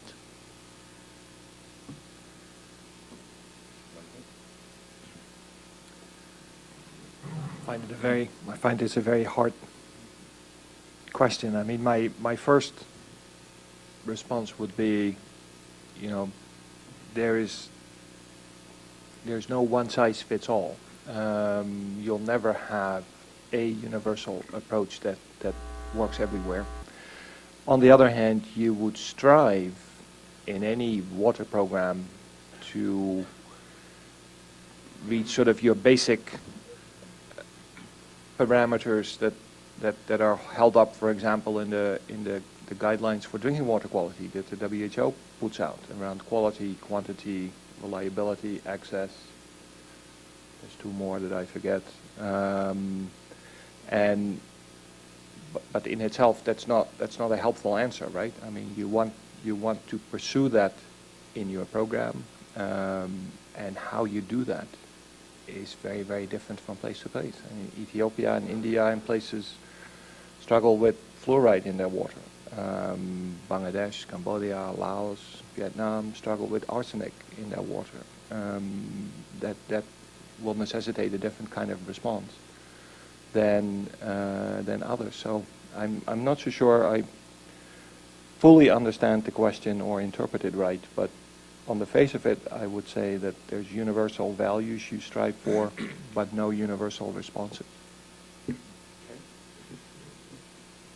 your organizations and beyond your organizations, how do you communicate with each other to make sure that your goals and methods don't overlap, contradict each other, and that there's the organizations can stay out of each other's way? Is that a problem?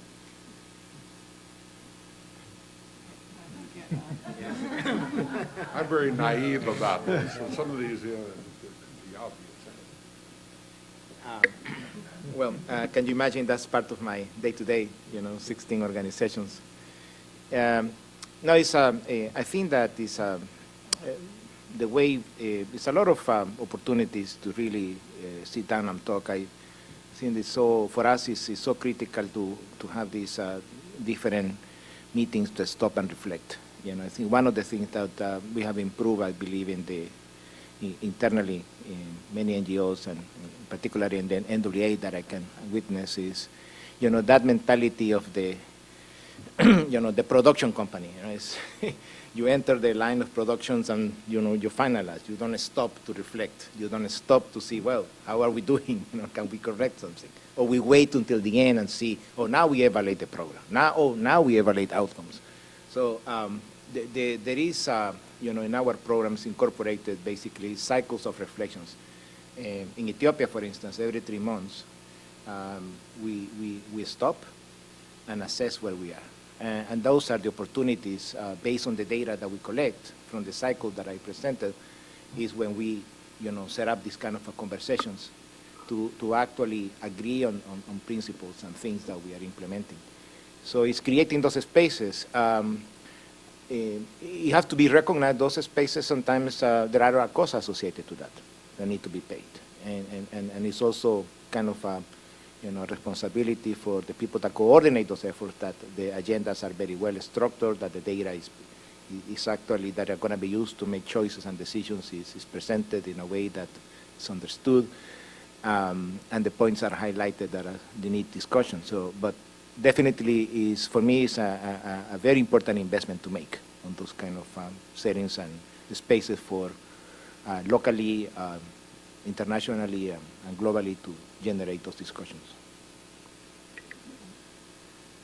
If I can just add a slightly different dimension to this, which is the relationships or the communications between a research institution and a practitioner or a doer type of organization. Those relationships can be challenging to manage. And if you add then the idea of including another type of institution, government, and public institutions in country, right? So think about time frame, rigorous research with panel data. You come up and I can say with a straight face, Rafael, yep, I just need 4 years. I'll design you a perfect experiment. We'll randomize everything, and in 4 years, I'll tell you the answer, that just doesn't fly. You have organizations that are trying to make decisions soon. They need to get things done. And so trying to figure out how we as a research community can be relevant to those urgent decisions that need to be made, and also to political considerations in country. So we find that there's great interest in working, at least with my group, right after an election cycle, but in the run-up to an election, nobody really wants to spend time thinking about collaborations with my group anyway. So those are other kinds of relationship management issues. I'm very glad you mentioned that. That's one of the things I had on my sheet as well. I think it's important we learn how to do that better, but that whole awareness of the political economy at country level. I just before coming here, I spent a week in India, and Prime Minister Modi is laying out his priorities for India, and one of his big 3 priorities for the next 5 years is sanitation. So that was music to our ears, but that also means when Jenna comes and it's like, I'll give you the answer in 4 years. In 4 years, there's the next election. It's not relevant. If Modi can't show in the next 12 months that he has done something and is beginning to tackle the problem, he's going to lose the next election. So he's not going to be interested in what you have to offer. And realizing that that's the case and how you work with that and what approaches you can develop that will give you better answers in a shorter time available and over time work to improvement is going to be really, really important to be effective. And just working at country level, India is a very big example. So let me take Cambodia, small country, 14 million people. And when I first started work there, about 50 NGOs in the wash sector, all running around doing their own thing, and all too easily forgetting that the one institution that was going to be around in the long run is going to be government. And the one institution that has to take responsibility in guiding work and making progress in setting policies and enabling conditions is the government. And it is all too easy for organizations to forget that and go off do their own thing. And I think we have a really large responsibility as funders, as implementing agencies, as whether it's the UN or the World Bank or the smallest NGO, to recognize that and to coordinate among ourselves at country level, let alone at international level. And it doesn't always happen enough.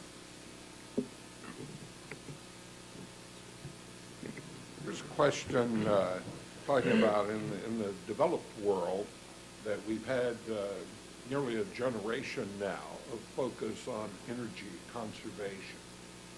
And that has been drummed into us, and finally we're starting to reap the benefits of that. And energy conservation has become a value that is firmly implanted and is likely to continue for some time. So the questioner asked about the possibility of a water ethic, and where I would add to that, where are we on the public opinion curve and in the diffusion of that information and the embracing of the water ethic in a way that would affect behavior in the future? And when can we expect that to have comparable results to what we've seen in energy conservation?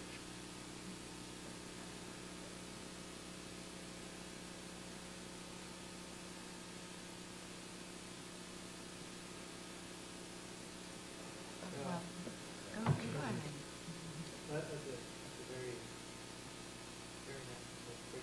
Actually, everyone expands to working rights. And even put it in the racism framework of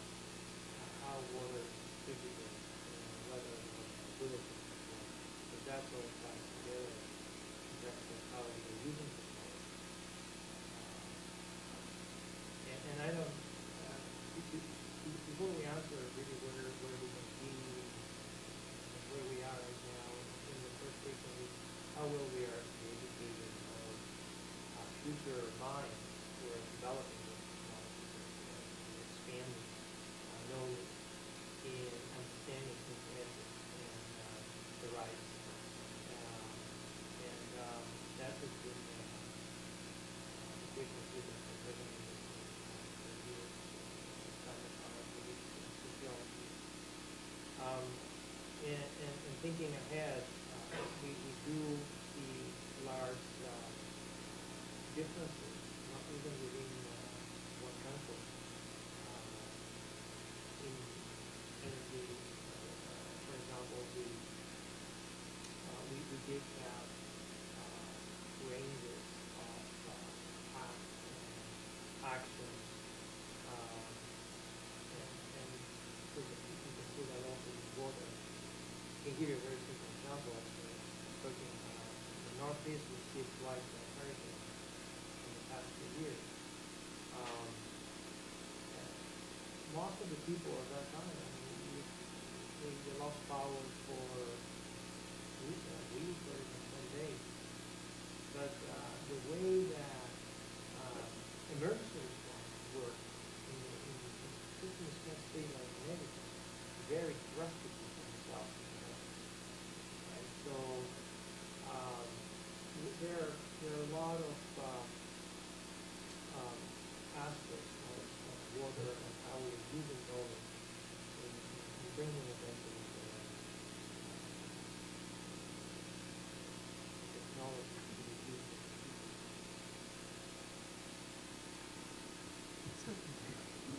I'll just say, just a slightly different framing. I think about this with an economist's hat. Water is still very much a public sector service in the United States. I think it's something about 85% of Americans get their water from a public provider. It's been that way since World War II, actually, hasn't changed much. And I think that unlike energy, where there's a lot more private investment, investor-owned companies, and it's easier to muster the political will to allow pricing that incentivizes behavior. And I think that people, sure, there's a conservation ethic and public service announcements and education helps, but at the end of the day, pricing really helps. And that political will around pricing for water is much harder to come by. This is all my opinion. This is not my scientific area of expertise. I've done a little bit of research into this area. And I'll tell you that in California, where we're in the midst of the most horrific drought on the books, right, in history, just last week I finally got a letter from my investor-owned, very rare investor-owned water utility saying that they finally got the regulators' approval to ban watering, not to ban watering my lawn, but I can only water it at night, and not to ban washing my car with a hose, but only if I have an automatic valve on my hose. I mean, such minor restrictions in the midst of such great tragedy, but they did not get permission to raise my rates. And I think that my sense is that if we're not willing to use the economic tools that are available to us, the sort of moral suasion and ethics-based arguments are probably not going to do the job. And evidence suggests that at least here people are willing to pay outrageous prices for water, even if it's very high. So I agree with everything Jenna just said, and I would just say from the perspective of what we are doing, what I laid out in my presentation, develop sanitation options that don't need water, is driven by a realization that most people that we care about don't have access to running water and never will. But B, by a realization that even in places like London and New York and other cities in the developed world, we're running out of water, and it makes and we're running out of capacity of the sewer systems as well. But it makes no economic sense to use up to 30, sometimes 50% of your treated water supply to flush your toilets. So I would very much hope that the kind of technologies we develop will also be used here and in the developed world, and actually lead to great water savings. And in addition to that, I think we need to be much more outspoken about pricing, about the real cost of water, and drive behavior that way too. Who's going to lead that effort? Where's the focal point going to be to muster the political will to do some of these things? That is a great question. In the U.S., I don't know. I'm going to look at my colleagues to come up with some ideas. In the areas where we are working, we're very conscious of the fact that we need to influence or work with the organizations that drive the decision making. And that is not only country governments, but there are also the financing organizations like the World Banks and the Asian Development Banks that provide the lending to put infrastructure into place. And so that's something we are actively working on right now. Just to add maybe the one perspective also and experience, we work in the arid and semi-arid areas of Kenya, almost permanent droughts, and you know, people there living in those areas, they make decisions of conservation every day because they are living with that. So, and they need to make choices. You know, do I provide water to my animals? You know, they're fundamental for their livelihood. You know, for their domestic use, or multiple uses. They make choices every day. So the program that we are trying to basically, or we are running at the moment is trying to help them two things, to improve how they make their choices. One is actually to bring information available in terms of data for raining, you know, trends, but also basically making an inventory of the watch resources that they have available. You know, all type of resources, rainwater, surface water, subsurface water, and also, you know, talking with them with approaches that reveal what are their needs, what are the real needs, all the needs that they have. And then introducing planning processes, you know, very, very simple planning processes that they see, well, this is the gap of water that I have for the next 10 years. So how are we going to address this?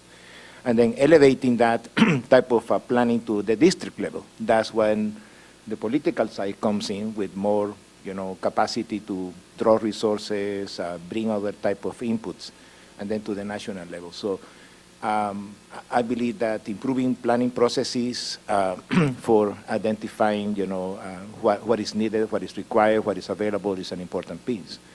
You know, I believe Ethiopia, for instance, the national government run a huge effort for several years, last couple of years, for doing a watch inventory, you know, in terms of their plans to achieve full coverage. So that's, you know, so having that information is important also to see, you know, how you are going to be addressing your needs. Just to add to my colleagues, I think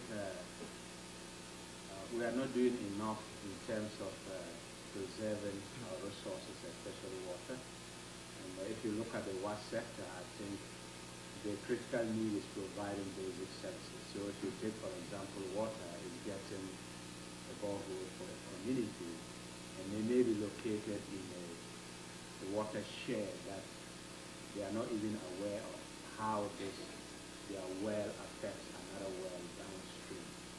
And you have another ministry, maybe the environment ministry, that is responsible for developing integrated water resource management plans or water efficiency plans.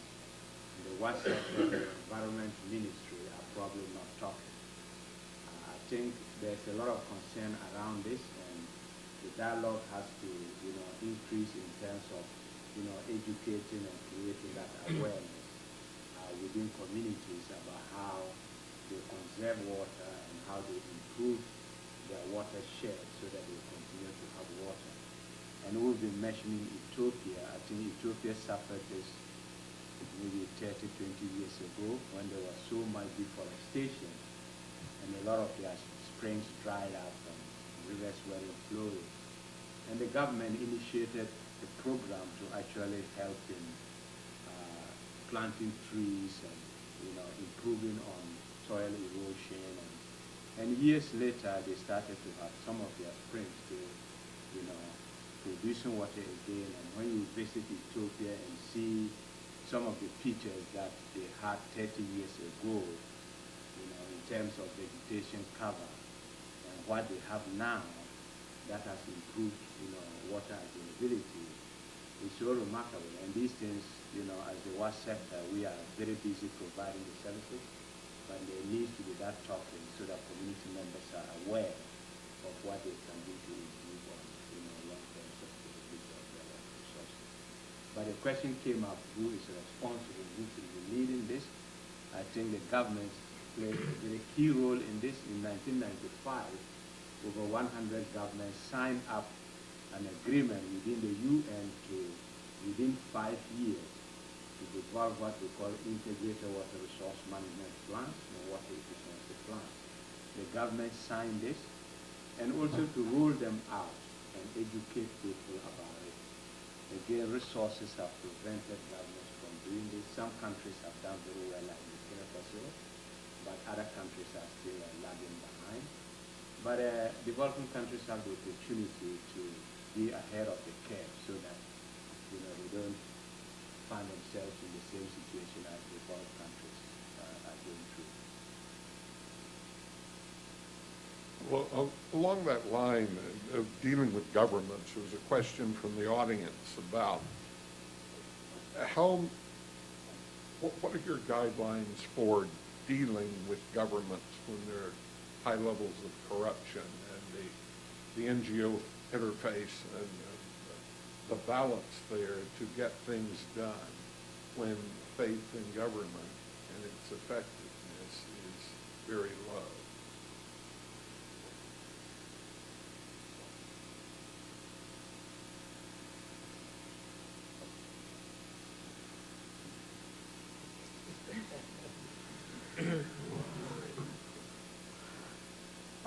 I may not be able to elaborate much because I work with government. Yeah, but this issue of corruption, particularly in water sector, was raised time and again. And I remember that there was an administrative officer in one of the provincial government who had written a very critical paper about corruption in water sector. And he elaborated that only 10 to 20% of the government funding reaches actually to the cause for which it's meant. And he in fact provided the statistics where actually it leaks.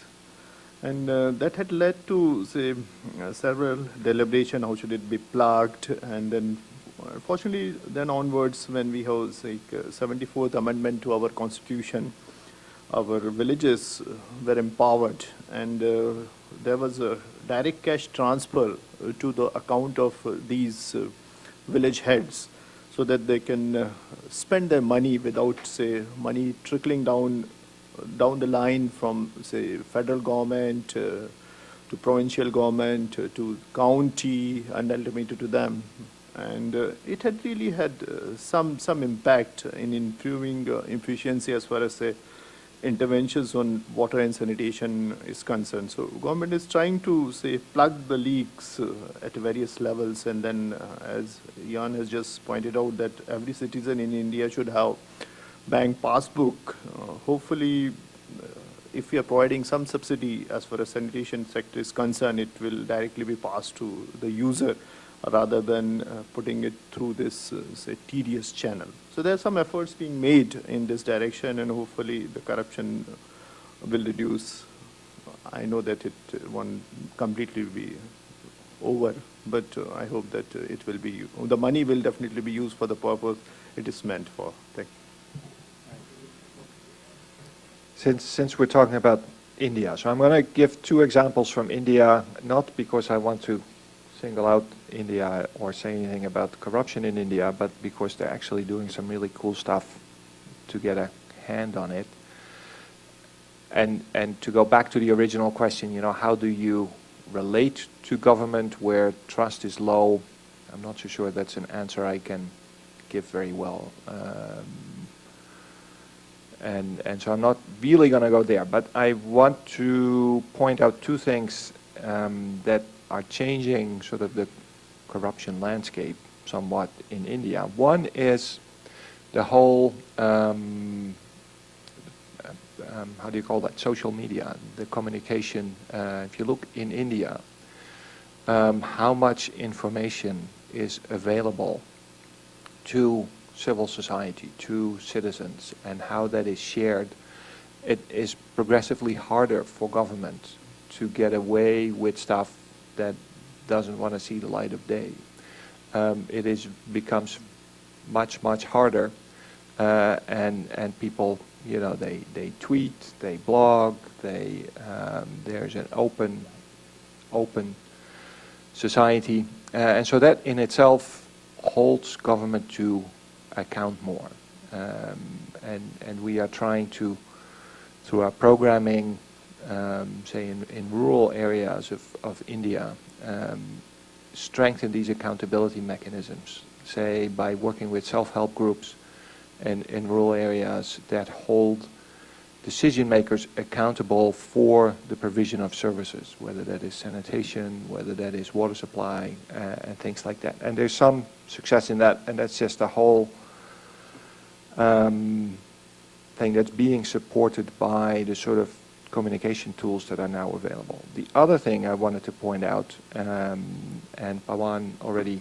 mentioned this a little, is making the use of tools by government to make it harder for leakage to take place. And this whole idea of establishing bank accounts, in principle, is a great example. If everybody had a bank account, rather than handing out chits to people that shows they qualify for a food subsidy or for a toilet subsidy or for whatever, you can begin to make direct transfers. You know, make it money. Don't give people food, give people money and trust them to make their own decisions. You can target better. You don't have these local official middlemen who demand their cut. And so, in principle, that's a great way to go. Now, the practical obstacles to making something like that work in a country of 1.2 billion people are humongous. And there's always the danger, you know, in the sanitation field, the attention is on building toilets and not sort of the difficult stuff that comes after. In this, the attention is to opening bank accounts and not like, well, are people actually able to use their bank accounts and do they use them? And if the banks that open them actually lose money on those accounts, they will close them again after 12 months if they haven't been used. So, you know, it's not a panacea and it's not going to go automatically right, but as a tool that is being used by government to improve things, it's absolutely the way to go, I think. Maybe just to add to what my colleague has mentioned, is want to reinforce the importance of transparency. There are a couple of members of NWA that are leading some transparency initiative in countries, you know, provide and also request information to be revealed from countries, you know, how the budget has been allocated, how the budget has been used. And also, you know, this not only affects the wash sector, this is in general a developmental problem. So I think that, you know, also strengthening civil society national groups, you know, and providing access to information to these groups, and you know, building capacity to also advocate and to basically claim the rights to access to information. It is something that, as you know, the whole development family need to be, you know, supporting.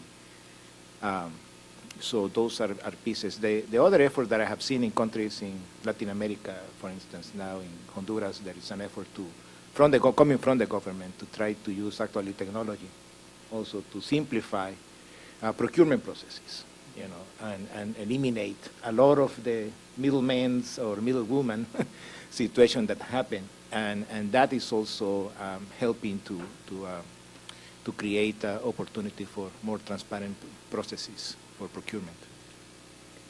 So there are efforts also from governments to try to do and address these issues. A question from the audience. They referenced Dr. Davis's remark about a low budget for learning, and ask about the importance of integrating the behavioral side of work in your models, and the importance of that going forward in terms of where resources are spent.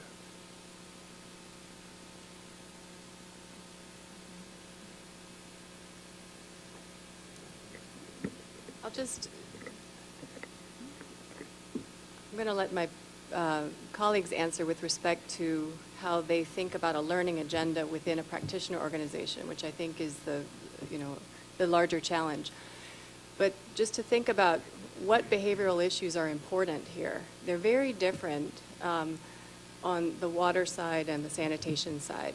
So on the water side, I think that some of the critical issues that we have are understanding the way in which households think about the kinds of solutions that we've decided are appropriate given the particular approach we've used for infrastructure investment. Let me quickly clarify what I mean.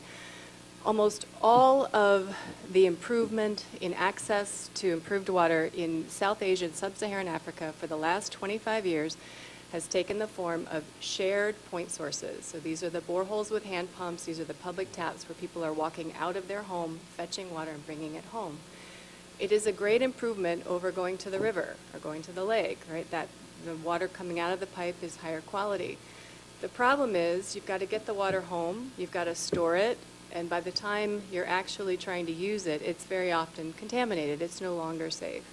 So there are two approaches. You could then get a pipe, or you could spend more money to make a small pipe system and get that water closer to the house, or you could figure out a way to help households get the quality of the water back to something that would be safe, right?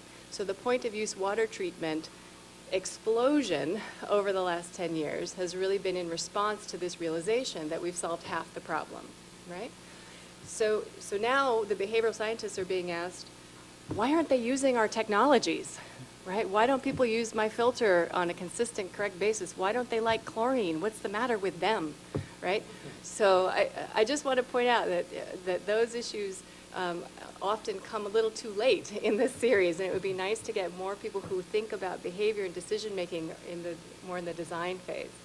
On the sanitation side, I would just say that we don't know anything about people's behavior and decision making with respect to sanitation. We're very early in this game, and so I think that doing some really formative research, just some foundational sort of seminal work on how people in different contexts and cultures think about sanitation. What do they, how do they internalize that concept? What are their priorities and preferences? And using that to start making some forward motion in this sector would be useful. I would like to just add to what Jenna has said now.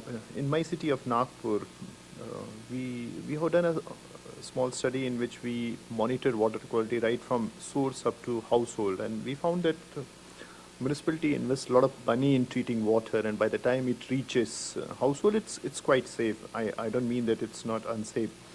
So 10% of the water samples were contaminated, but when we analyzed water samples within the household which are receiving piped water supply, almost 60 to 70% water samples were contaminated. And then we later did a sanitary survey and found out there are several behavioral reasons which are leading to water contamination. Like we have intermittent water supply, we have to store our drinking water. The child comes after playing, just dips his hand, takes out water.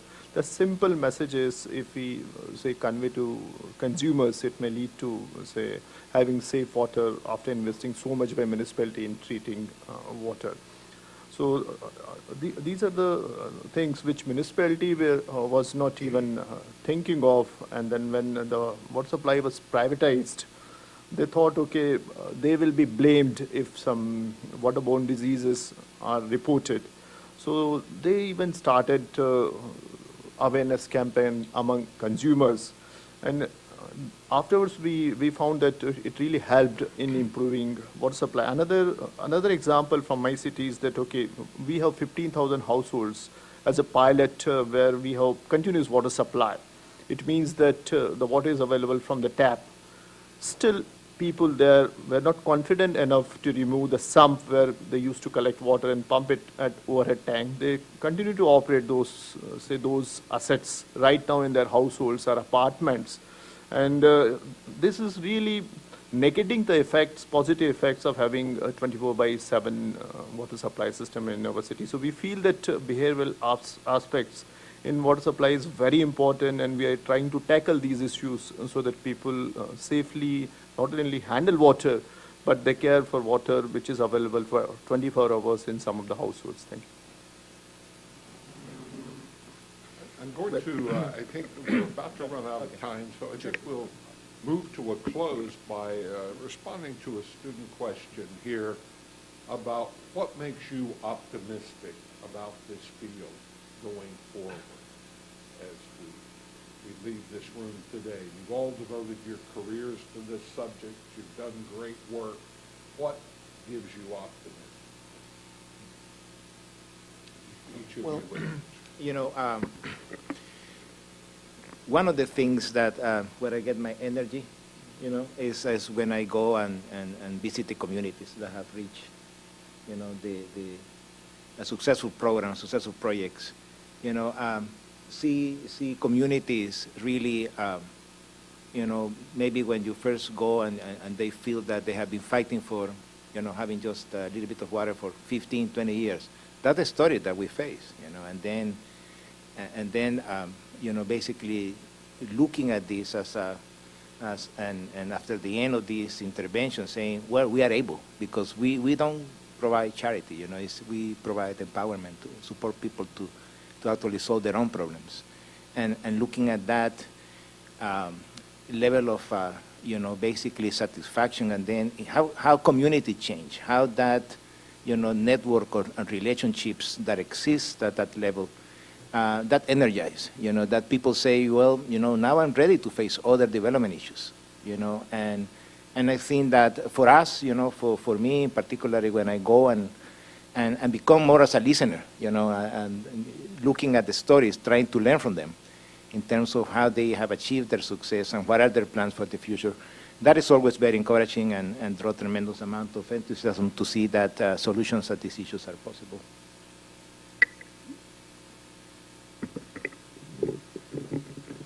This could be a really long discussion, but I think I'll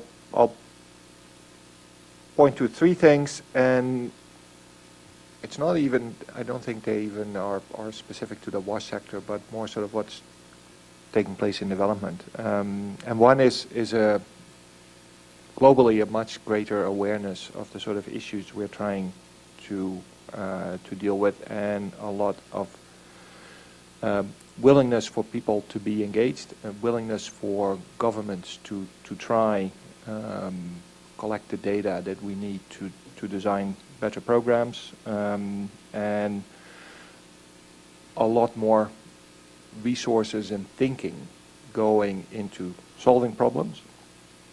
And at a mana level, sort of the diminishing levels of poverty around the world that make a lot more possible. Yesterday at the dinner, I was asked to say a couple of things, and one of the things I started with was saying, you know, if I look back over a career of 30 years in WASH, today, a child born today lives longer, gets better educated, is healthier, gets better work, earns more than a kid that was born 30 years ago. And so that's been a trajectory of success and progress that we should not forget about. Every now and then we seem to discount the fact that we're actually making progress and feel hopeless. And it's not automatic that we will continue to make progress, but I think the historical trend we're on makes me very optimistic. I have my own experiences. I mentioned some of this during my remarks yesterday. Grew up in the village, you know, faced water scarcity, and got water when I was a boy.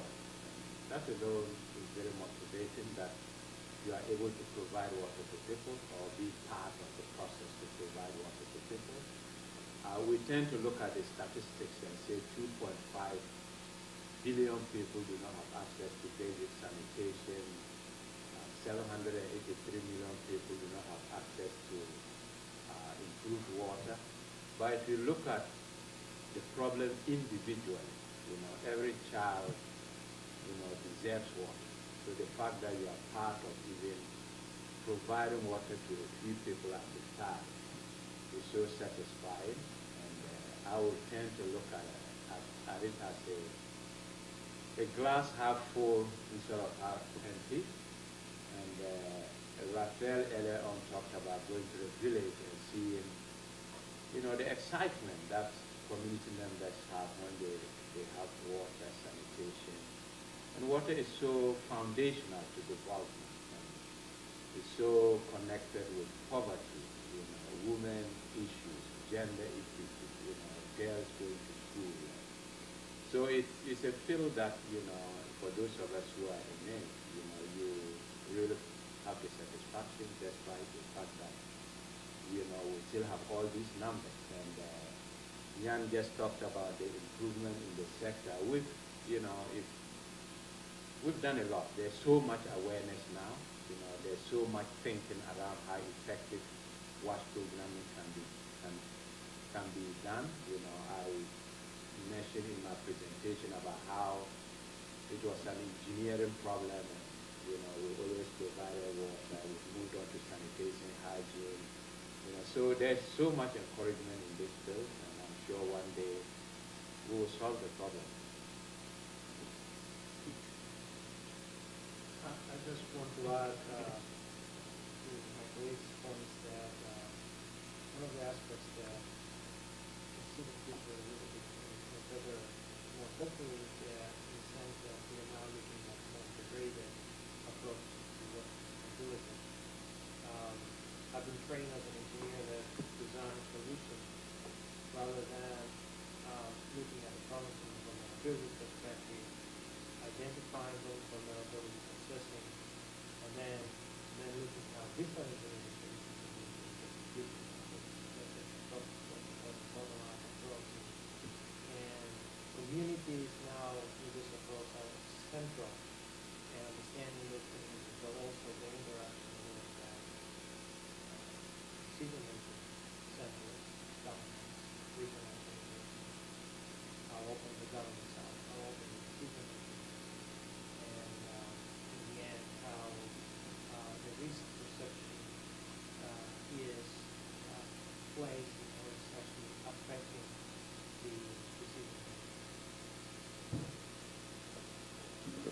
I just have to say students. What makes me optimistic are students, both here and in countries where my team works, that have so much energy and passion, yes, but really brilliant ideas, and already that awareness of the idea that technology alone is not going to solve this problem. They have so much more sophistication and nuance about how they think about this sector than, say, I did when I was a youngster coming up. So I'm eternally rejuvenated and made optimistic when I interact with sort of the next generation of scholars, practitioners, and leaders, both here and at my home university, and especially abroad. Just few comments. To specifically answer your question, I feel that we cannot go backward as far as India is concerned. We have to move forward. We have reached to point of no return. But if you see the other side of the problem, we have, say, access to toilets, which is increased by 200 million. So 200 million people have access to toilets now. In the last few years, the political leadership in India feels that the sanitation is one of the most important issues which should be addressed. And we have seen that a lot of investment coming in this field, and there are young entrepreneurs which are utilizing this potential. So I hope that whatever problem as a child I faced won't be faced by our future generation. Thank you. Well, to me, and I'm sure shared by our audience, it's your energy, passion, and dedication that helps inspire us that a better day may be ahead. Let's thank our panelists for everything.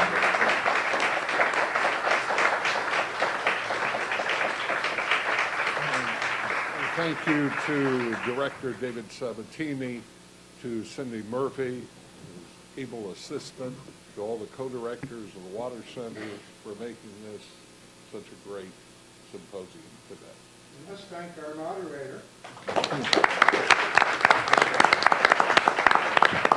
Thank you all for being here, and put September 21st to 23rd, 2015 on your calendars, and come greet the winner of the Water Prize. Thank you all very much.